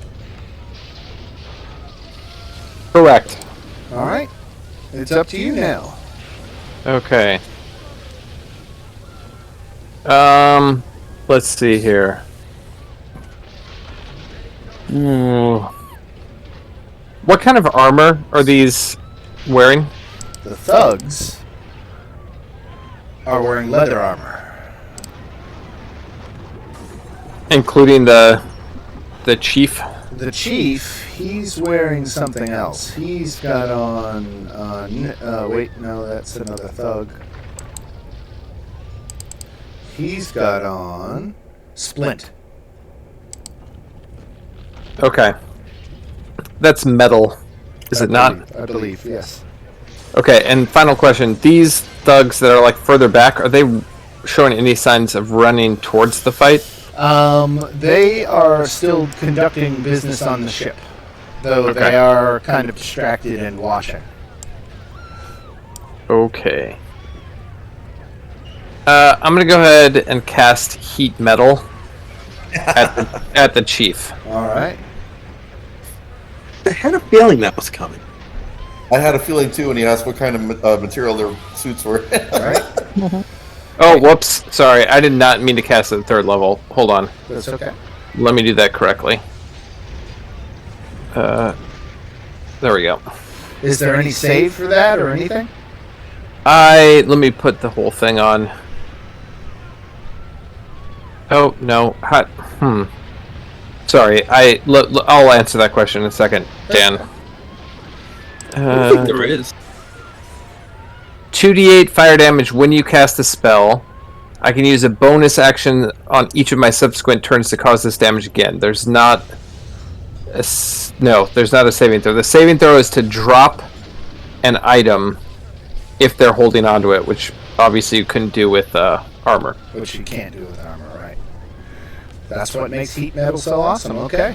Yeah, this is a pretty ridiculous spell.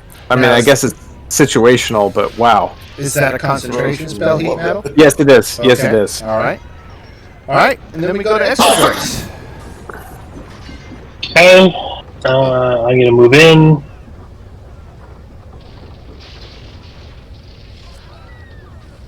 Man, I can't quite make it. Okay, I'm gonna drop a shatter right here so it gets those 3. Okay. Let's go. Con save. All 3 made their con saves. Good rolls. I'll take 7 damage.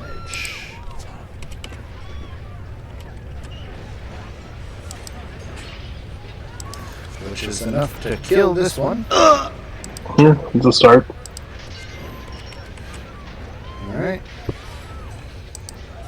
Mythea.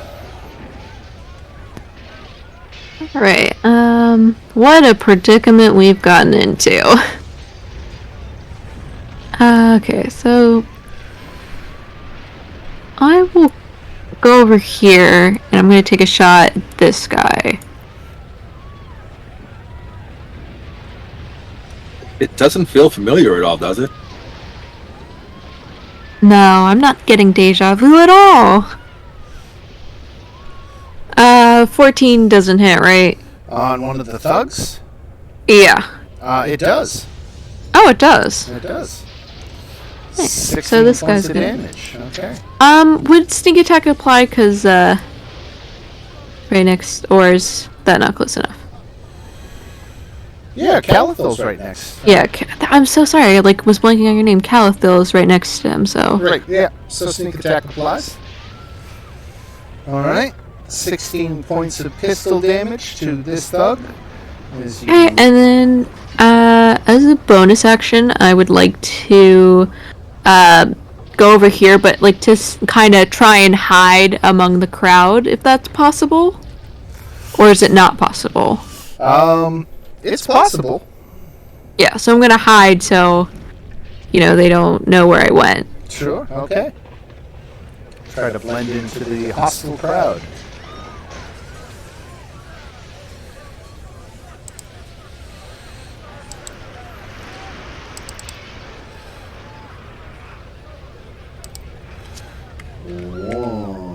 Let's move this down.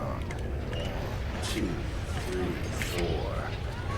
And let's see, is it going to attack the thug, or is it going to attack Elena? It's going to attack the thug. Good thing for Elena. A hit for 14, a hit for 6, so that's 31 points of damage.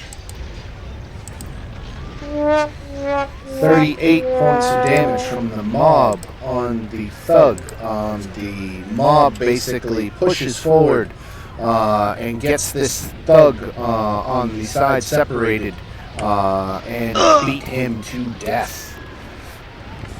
Violet. Can I have a 20-foot radius? Yeah. How are we doing a broken arrow? Dropping it right on top.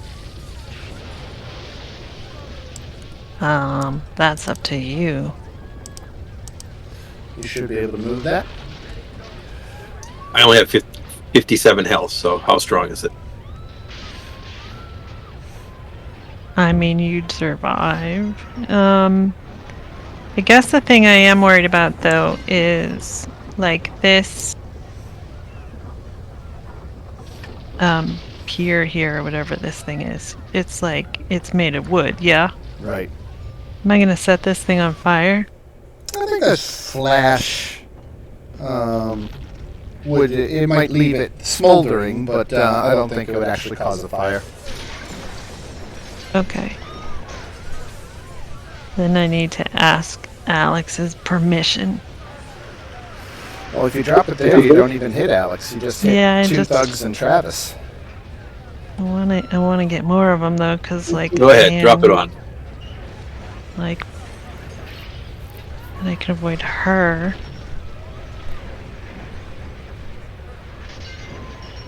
All right, I'll do that because Violet's pretty excited about this fire thing. So she's like, "You'll be fine." Just like, I don't know, hold your breath.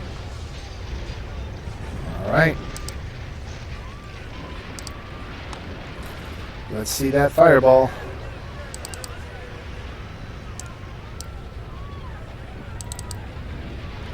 Yeah.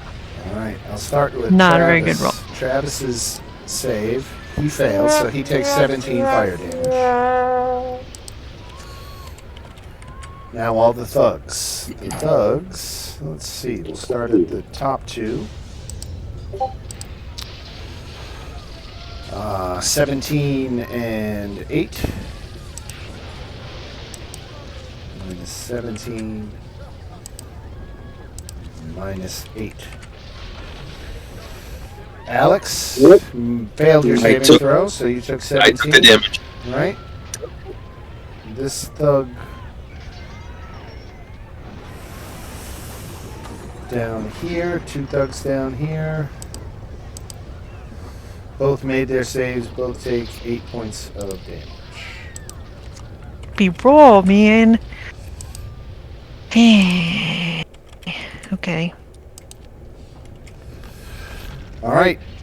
So, Violet dropped a fireball at behind the enemy line and cooked a number of them, but didn't bring any of them down.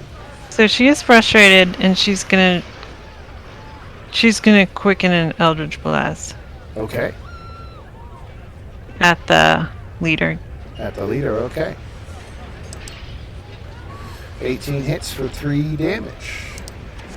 Second beam. Oh man, 4 damage. nice damage rolls. Violet, jeez. Okay. Alex. Alright, first thing we're going to start with the 3 that are in front of me.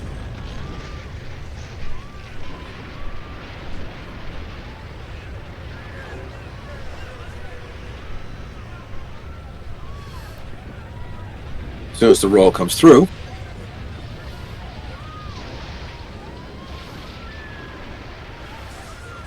And this is at the 3 in front of you. Okay, Constitution save for the 2 thugs. We'll start with them. Is this half damage on a save? This is a full spell, so I'll read it, but yeah, I think so. Okay. 2 fails, 2 9 points of damage. And then push back 10 feet. Minus It is a 9. half. And pushed over into the drink. He falls into the water. We'll mark him as prone because I can't think of anything better than prone to represent him being in the water. And I gotta do Travis here. Travis needs a con save. He made his, so 4 damage, no push. Then for bonus action,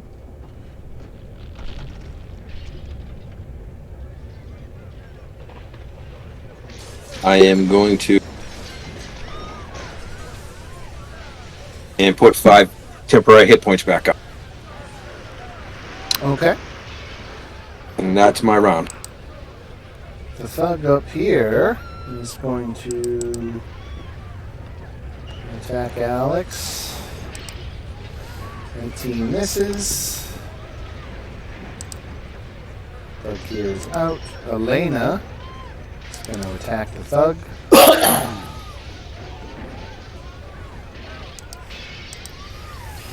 15 points of damage. Actually, first attack does him in. And she'll step forward, and the second strike was on Travis. And then she'll get a dagger in, which misses. Abu.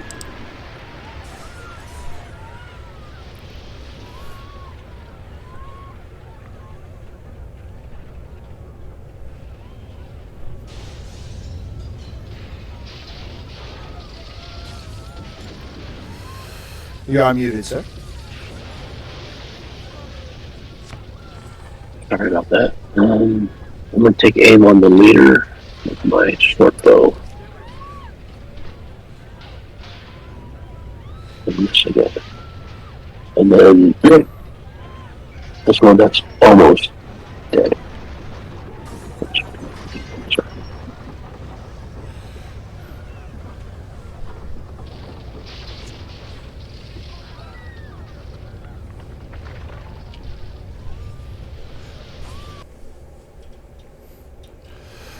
All right, 13 hits for 13 damage.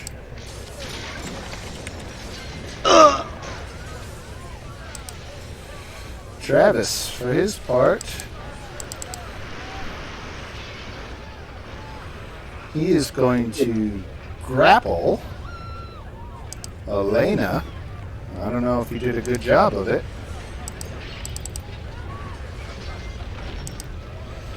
No, Elena didn't, so he didn't do that. So Travis turns and tries to run away. 1, 2, 3, 4, 5, 6. Alex and Elena take opportunity attacks if they wish. Elena missed. Oh! Alex missed. So Travis used his action to try to grapple. It failed, and then his turn and running. You know what? He doesn't even turn to run. He makes a grab for Elena, and then when that fails, he just steps back and drops his weapon and raises his hands. Let's see.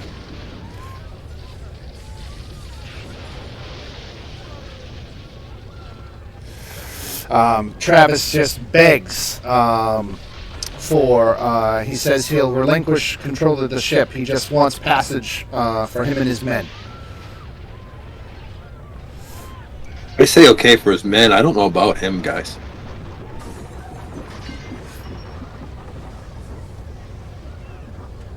Dan, I will drop heat metal just because whatever we decide to do with this guy, melting him slowly inside of his armor seems a bit dark. So I won't be doing that.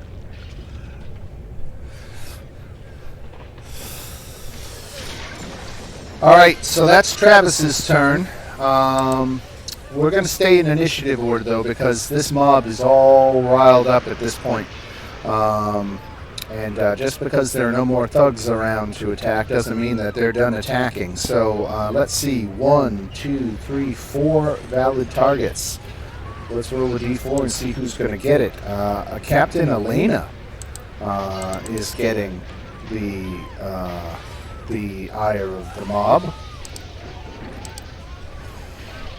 She gets hit for 9. Only 9 points of damage. So not too bad. Elena holds her own against the mob. Trandar. Can he cast command on a mob? Yes. Yes, you can. He's going to drop the call lightning on him. And then if he's still allowed to use command, because that's a concentration spell anyway, it's already in effect. Just to get their attention. Call lightning is an action, though, I think. Even if you've got it up. So that counts as his action? Yeah, I think so.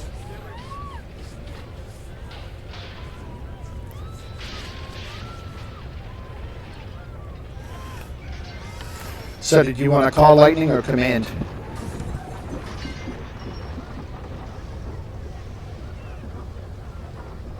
Well, Oh, yeah, you're right. It says on each of your turns you can use your action to call down more lightning. Right.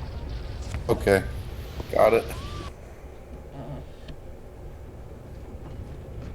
Yeah, I'm gonna see if that'll help this person.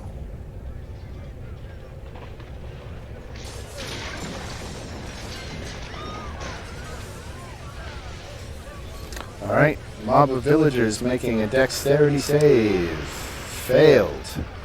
So they take 21 points of damage.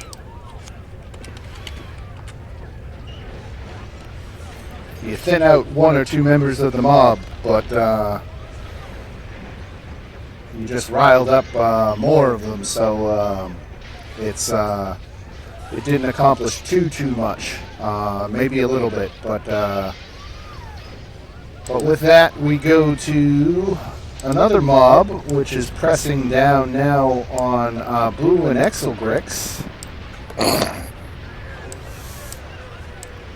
let's go here. Abu and Exelgrix. Coming at you, Abu. Alright. Dan, quick question. Is there enough room on this boat for all these mobs? Is there enough room on this what? On this boat for all these people? No. Okay, so we have to thin the herd anyways. Right.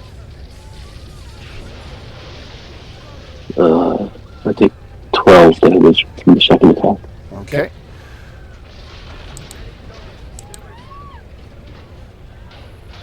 And none from the stones. All right. Arasira.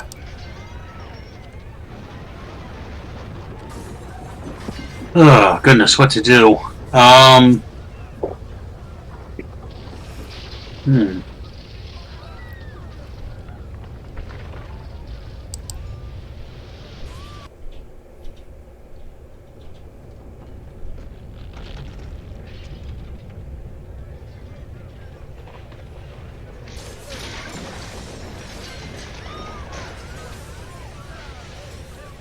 Okay, let's see.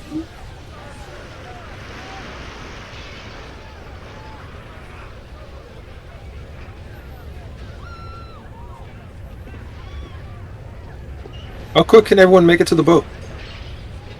Yeah, that's kind of what I'm thinking here.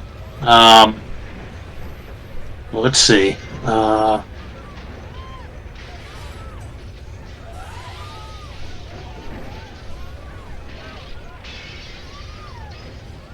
Okay. Let's see. Move here. And then with my bonus action, I'm gonna Misty Step. And that'll take me, let's... Right there. Yeah.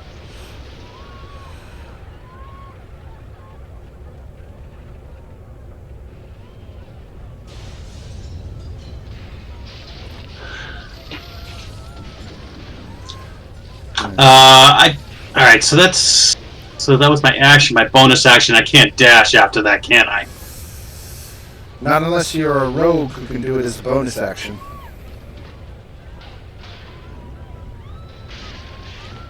Alright, let me just check my bonus actions. Misty Step is Actually, a bonus. Oh, Misty Step is a bonus action, right? So Yeah. you've already used your Okay. bonus action, so yeah. Then can you use the action to dash after that? Yeah. Yeah, cunning action. No, you bonus action the Misty Step, so you haven't used your action that I know of. Gotcha. Okay. So if I dash, just wondering how much distance can I cover? Another 30 feet?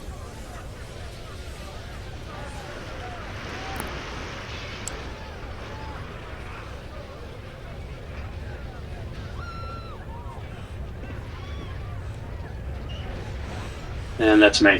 All right, so you teleported in behind Travis, who's moved to surrender, and started making your way toward the Moon Dancer. This thug is in the water.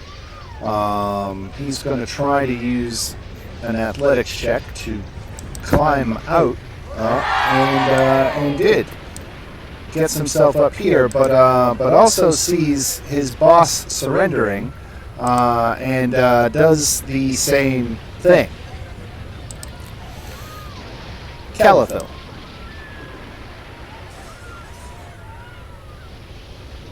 Okay. So this is the person farthest back. Is that right? That in our party? Correct, right? Okay. Mechanical question, Dan. If I cast Entangle on these mobs, Yep. it's the mob collectively rolls a strength saving throw. Is that right? That is correct. Okay. So. All right.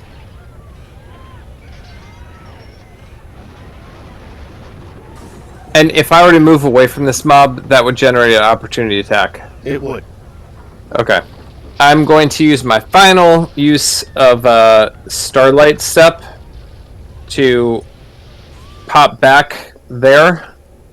So that's my bonus action. I will run 30 feet, 2, 3, 4, 5, 6 back. And I will shout to everyone, get behind me. And I will... Oof. That's actually all I'll do. All no, right. You know what? Actually, sorry. I will go ahead and give it a try and cast Entangle on this one right there. On that it's mob. a 20-foot square. Yeah. And it's a strength saving throw, you said? Yeah, I'll cast it. Oh, that's gonna make it. It's, I think, DC 15. Yep.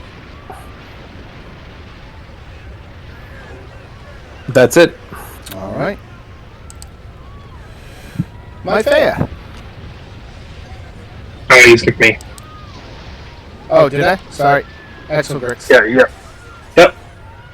Just gonna Misty Step over there, and then take another. And that's it. All right, Mythea. Okay. So now that I'm a part of the crowd, can I make a deception roll to pretend I'm one of them and try and convince them to run away? Like, to kind of, like, let out a scream of, like, this is hopeless, we need to find another ship, and maybe try to see if I can convince the crowd to run away? Sure.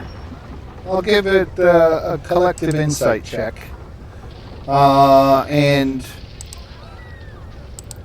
you get them to disengage. On their next turn, they will begin moving away. Alright. And then I'm just gonna, hop my way over here.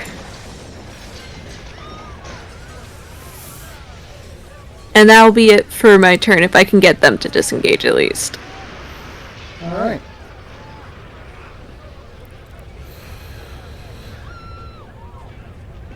So this mob presses down on Lady Elena.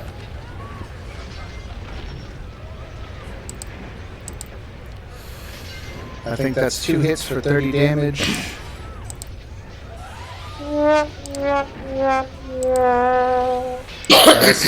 That's quite a beating poor Elena is taking. Violet.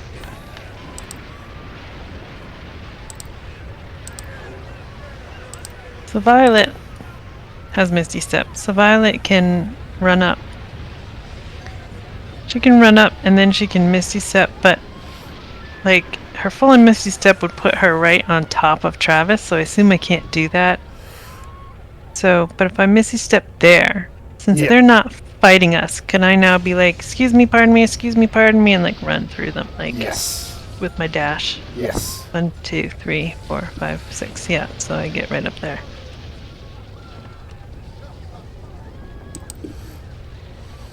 All right, Alex. So I got to hold the line, but I got to. So the group in front of me looks like they're starting to go away. Right. But the group above me is coming at me. Correct. All right. So 15-foot wave across the front of them, I fire off. I'm gonna upcast it.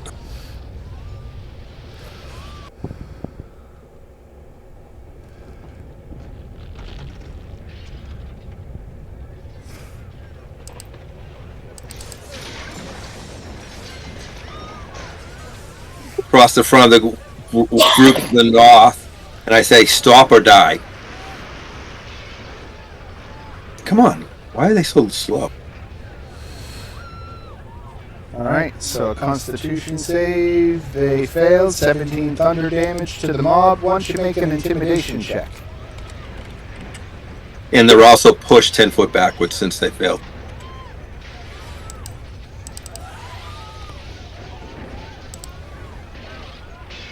Yeah, I'm not good at intimidation. Right.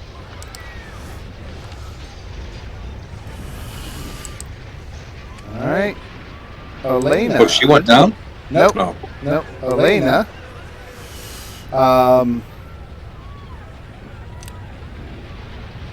Says, I accept the terms of your surrender. And says, what'd she say? But don't make me regret my decision of being merciful. And with that, 1, 20, 30, 40. So she dashes down the pier to get on board her vessel. She starts shouting, commands Travis, for his part, shouts to the men that are left. She's in charge now, so do what she says, and she begins barking orders at the command and commands at the thugs that are on board the Moon Dancer now, and we go to Abu. So how close is this group of this mob to me? They're right. It's right on top of you. You would be provoking opportunity attack at this point. Alright, so I'm going to attack them.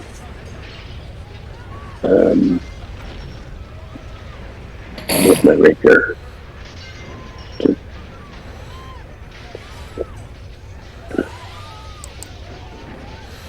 Ooh, a miss.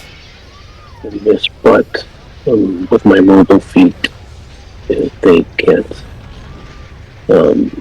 attack me when I run away. Ah, I see. No opportunity attack. That's a great thing. Even if I miss, it's still nice. I read that today. That's a great one. So are you moving, Abu? Yeah? Okay, I'm going to move here, and then I'm going to attack this next group right in front with my bonus action, whatever that is. They're walking away right now. Well, I gotta walk faster to get hit. Nice. You attack the thug? No. I guess since we're on the same team now. Right. Just this mob. Okay, that mob is kind of all disorganized because of my Fea's efforts. They might regroup and start to come back, but right now they're all kind of scattering. Wasn't this the one that attacked the captain? Or was it this group? That was the one to the north, right? Oh, okay. So can I attack them? Yeah. Yeah, okay. 13 hits for 5 psychic damage. Yeah. All right, Travis, for his part. 10, 15, 20, 25, 30, 35, 40, 45, 50, 55, 60. He begins running up the dock.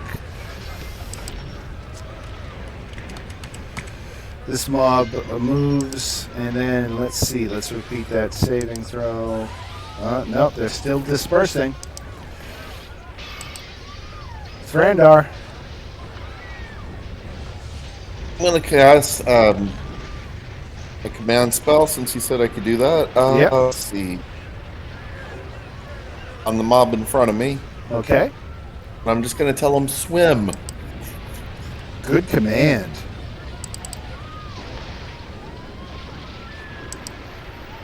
Ooh. I got lucky though.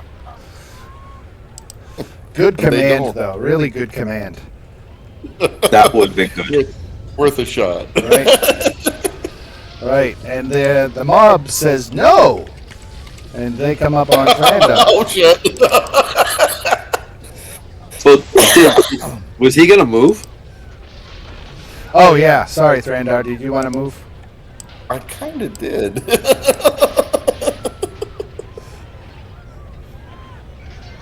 Wait a minute, we had a rest somewhere, didn't we? You started this encounter fully rested.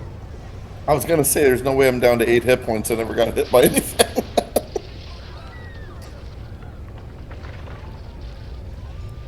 Yeah, we didn't have any damage. Yeah, those blights didn't really hit you, right? Oh, the only damage I took was friendly fire.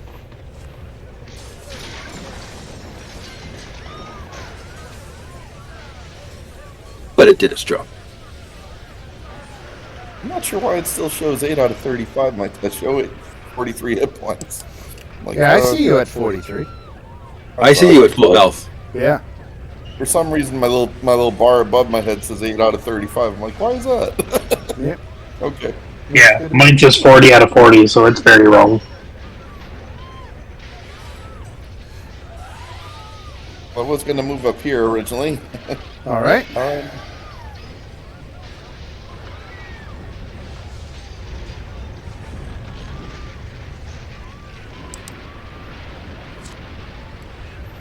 And is that it for Thrandar, all right? It is. They're probably still going to come after him, but Right, okay. right. And they're coming at you with sticks and stones. So the 20 hits for 18 damage. And the 21 hits for 6. So a total of 24 damage, Thrandar. Ouch. Yes. They hit hard. Yeah, they do. Erasira. So, question: these guys here, these more thugs? Yeah, but they are now on your side. They are taking orders from Captain Elena. Okay. They're the crew now. Gotcha.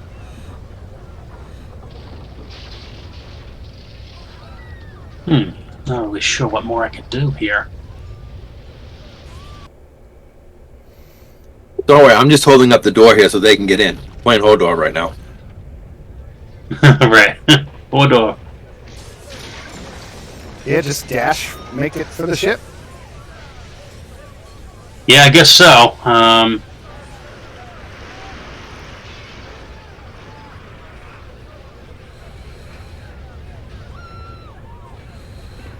A move and then that's my move. All right. This thug. 2, 3, 4, 5, 6. 1, 2, 3, 4, 5, 6. Calathil.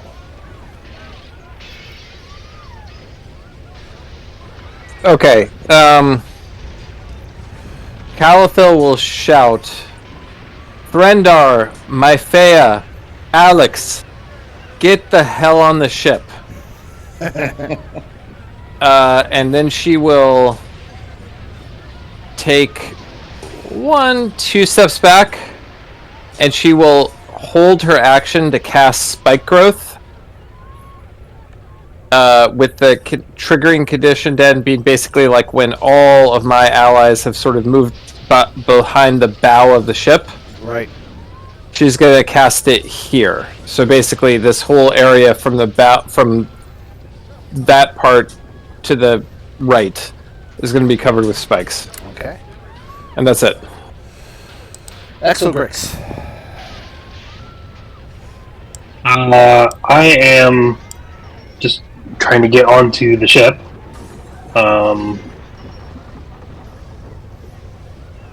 and I can't get through this line of people, so I'm not going to do anything else. Close enough. You can get on the other side of them. Just on the other side? Yeah. Alright.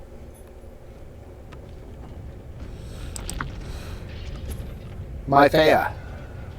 Hey, yeah, I am just going, and I'll be using. Yeah, so that's 40. I'm gonna be using my cunning action to also dash. If you want to make an athletics check to jump onto the ship, I'll give it to you. My athletics is actually a 0. I'm better at acrobatics. Do you have special jumping ability as a Harangon? Yes, I do have lucky footwork, which no, not lucky footwork. What is it? Oh my god. I do have a jump ability, but it only gives me 10 feet. Oh, okay. Where is it? Oh, it's rabbit hot. No, it's 15 now. I guess it increased. So unless that's enough to jump on the boat, because I still have another 20 feet of movement as well. Yeah, I'll give it to you. Okay, yeah, so I'll use one of my rabbit hops to get on to the boat. Alright. Hey, Dan? Yes. Is it too late for me to use my reaction for that? Oh, no, go right ahead. I had Wrath of the Storm if I got attacked.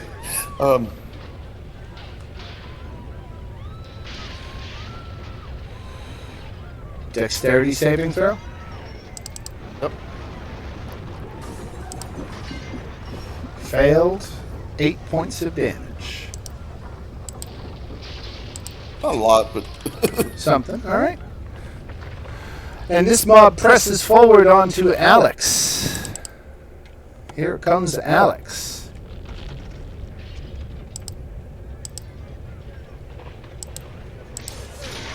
$19 misses, right?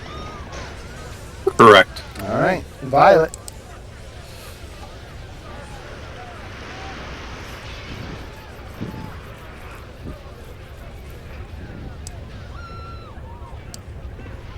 I guess I'm gonna dash to try to get as close as I can to the ladder, because my athletics is a -1. So 1, 2, 3, 4. So I can just get over here. Right? Yes.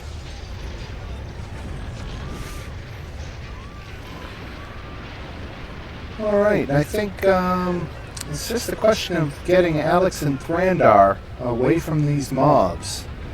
Well, what I'm going to do in my turn is I'm going to step out to him. I'm Right. going to invis him, and then I'm going to shadow step, take movement back, and shadow step onto the bow of the ship. Okay. I do this. Step forward to Thrandar. I cloak him. You cast invisibility on Thrandar. Right here, and then I shadow step to there. Alright. I'm invincible. You are invisible.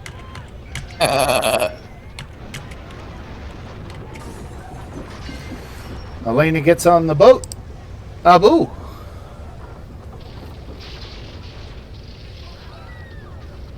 Alright, how close do I have to be to jump on the boat? I think once you're up here, you could make a jump for it.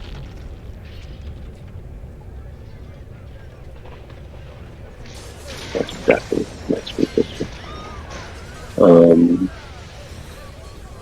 So that takes all of my walking speed to get to there. Okay. Go ahead and make So the can I athletics still check. Yeah. Got it. Okay. Dan, does Yep. Caliphyl see Threndar turn invisible? Yes. Okay. Because otherwise, it occurs to me that this would fulfill my condition, and I would probably cast the spell now. But if it's okay with you, she'll count to 3 in her head, with the idea that Threndar is going to clear the area before she casts the spell. Okay.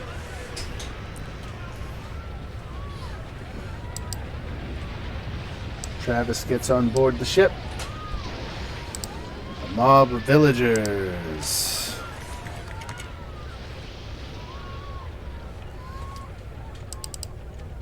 Let's see if they collect their wits. No, they're still dispersed. So good job, Myphea, getting that crowd thoroughly dispersed. Thrandar.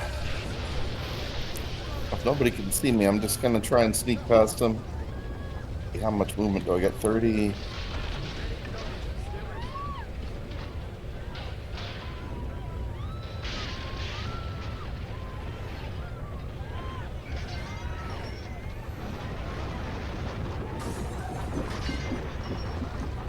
Now dash. I can do a dash action. That's true. 30 more feet. And you can call out to Calathil, who you can see has a spell that he's holding. Let him know that you're clear. Clear. And then Calathil, who's a she-Dan, will Yes, thank cast you. Spike Growth. That's okay. And so that's if I don't know if you have need a template for that, but it's a 20-foot radius. I think I have something for spike growth.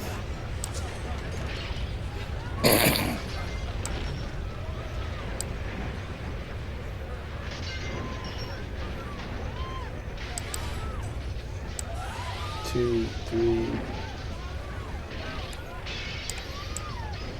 So we've got a spike growth going on right here at the end. Yes, exactly. That's great. All right. Thank you. All right. So there's Calathil's spike growth. Thrandar is running invisibly down the dock. And at this point, I think we've got enough of a barrier behind you, preventing people from following you, that you can get the ship going. Now, there are a number of people jumping in the water and just swimming over to the ship and climbing on the sides of the ship. So, Captain Elena has ordered the ship to pull out, but anybody who swam up to the side was welcome to stay on board. By the time you get out into the harbor, you've taken on about 60 souls onto the vessel, commoners who just jumped and swam to the vessel to get on board. There are still hundreds of people left behind on the dock. As you get out into the harbor, you can see the crystalline vine coiling upwards, scraping the clouds in the sky. You can see similar vines miles away from the settlement having burst out of the world and are all reaching skyward. As the Moon Dancer clears the harbor, Captain Sartell stomps her boot hard on the deck and yells, "Flapjack, take us up!" And suddenly, the galleon lists and creaks as it rises out of the water and into the air. The world falls away beneath you as the Moon Dancer flies through the clouds into the starry abyss of night.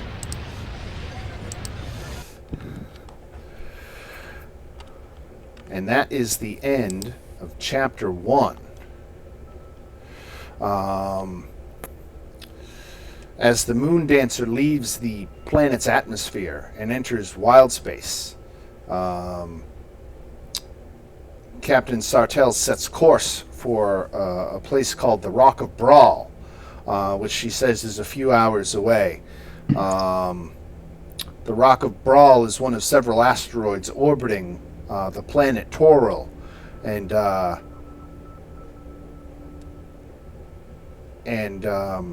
And while she doesn't know what's going on, she's betting that someone on the Rock of Brawl might know what's going on.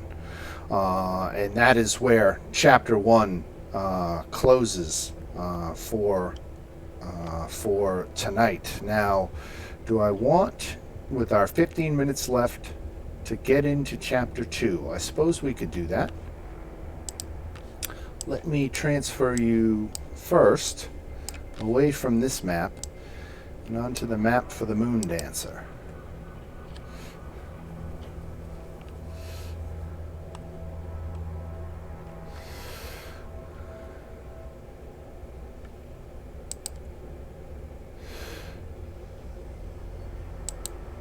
So we can see in this map of the Moon Dancer, you've got all the commoners in the steerage deck, 60 of them. On the cargo deck, Travis and his thugs, who are kind of keeping to themselves. And there's also a bunch of mules that Captain Elena had as that she was going to trade. That is her property.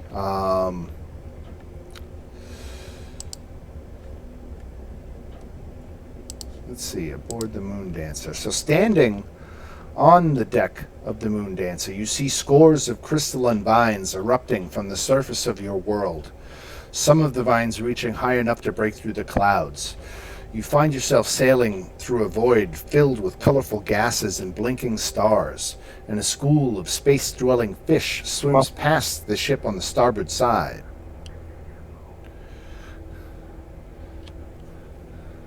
"Welcome to Wild Space," says Captain Sartell, sweeping her arms wide. "That was a close thing down there. Blast if I know what those vines are or how to get rid of them, but somebody on the Rock of Brawl might." There are only 2 members of the Moon Dancer's original crew aboard, Captain Sartell and a spelljamming flump named Flapjack. A what? A what? A flump. Oh my god. That's Flapjack, the spelljamming flump, and he is piloting the vessel for Captain Elena Sartell. Yeah, even if you take the ship, you keep him. Travis and his thugs are not taking orders from Captain Sartell and are keeping to themselves on the cargo deck. There are the 60 commoners in steerage. The Moon Dancer is armed with 2 ballistae and has no crew to operate them, though. Its mangonel was destroyed in a recent engagement, and Captain Sartell hasn't replaced it yet. Getting a new mangonel was the reason that Sartell was on your homeworld. Now, Dick, I have a chance of artificing one? Tinkering one up? Artificing? Yeah. Yeah, we could look at that on what it takes to repair a mangonel. I'll make that part of my homework for this week to specifically see. I think the biggest hurdle on repairing the mangonel is that you need lumber, and that's going to be hard to come by, and that's why Captain Elena was on the planet, because it's easier to score lumber on a planet than it is in wild space at times. All right.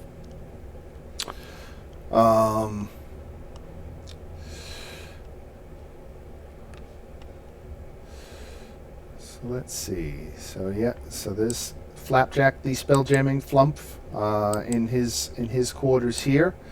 That's the ship's spelljamming helm. Looks like a floating ornate silver chair with a purple seat cushion and no legs. Glowing blue crystals underneath the seat project a magic circle on the floor, stabilizing the chair, and Flapjack sits in the chair while piloting the ship.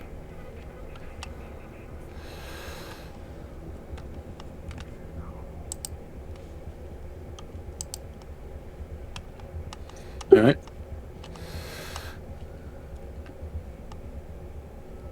So right now we're on the way to the asteroid? To the Rock of Brawl, right. And you said the thugs aren't doing anything? No, they're kind of keeping to themselves. I don't have a good feeling about them. Yeah, really. If they keep it to themselves, they could be plotting. It's We should start kind throwing of them over think. the side. The other We thing took- is. Go ahead. I was gonna ask if we took their weapon. I thought they dropped them. They did. They did drop their weapons. Could But we? they still outnumber us, right? Yeah. They're not armed. No, I was kind of thinking, do we teach them to be crew and take care of the weapons for us, or are we afraid they'll turn them on us? That's kind of how I feel. I feel the latter.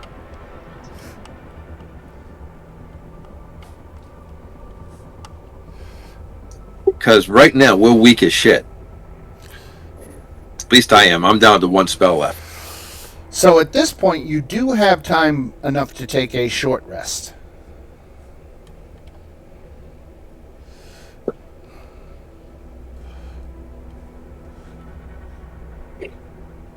We could do it in shifts.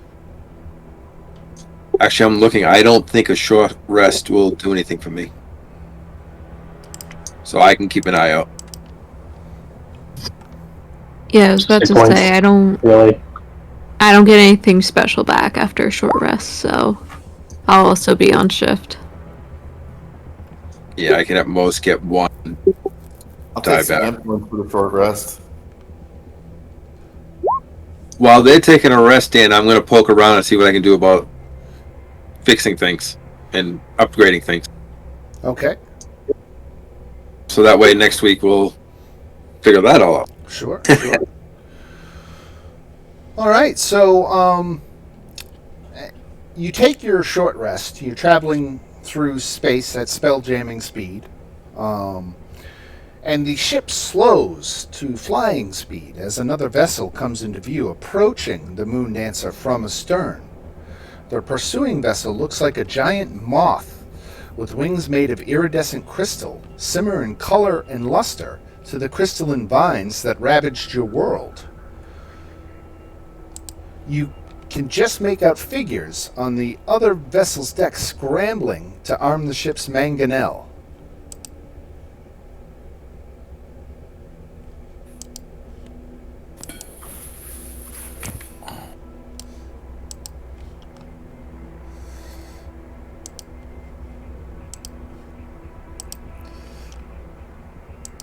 That looks friendly.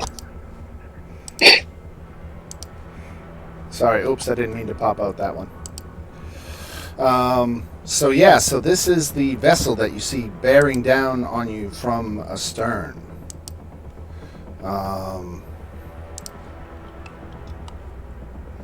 Right. Do we want to get the guys downstairs involved, or do we want to handle this ourselves? Astral elves, curses Captain Sartell, and they don't look friendly. Best ready yourselves for a fight. And with that, we will call this fight. Let me move you over to another map. We'll have our first ship-to-ship engagement of Light of Xerixis to kick off next week. But I'm hoping, as you can see here on this map that I've got you all on now, I've got you all aboard the Moon Dancer. It doesn't show the other decks, but it does show the ones that are visible from the outside, anyway, from the exterior. And I've got you all there on that deck. And if you look way over here, coming from your stern, is that big moth-like ship, much bigger than your vessel and faster than it too. Captain Sartell tells you that there's no way the Moon Dancer is going to outrun it, and she estimates that you have about a minute to prepare before the Star Moth gets close enough to use its mangonel at long range. So she's going to order the ship to turn about and try to close the distance with the astral elves as quickly as possible to minimize their opportunity to fire on the Moon Dancer. But that is where we will leave it for tonight. So thank you all. I hope you enjoyed chapter 1 and a little bit of a preview of chapter 2, and we will get into that next week. So thanks everybody. I'm trying to think if there's anything else. Anybody going to be out next week or anything like that? Nope, shouldn't be. No, Okay. All right, let me clear the initiative order. Before I forget to do that, I'll close that. And all right, and that is where we will pick up next week with this Star Moth vessel bearing down on the Moon Dancer. All right, everybody, have yourselves a good one, and we will see you in the chat and see you next week. Thank you. Have a good one, everyone. everybody. Bye, everybody.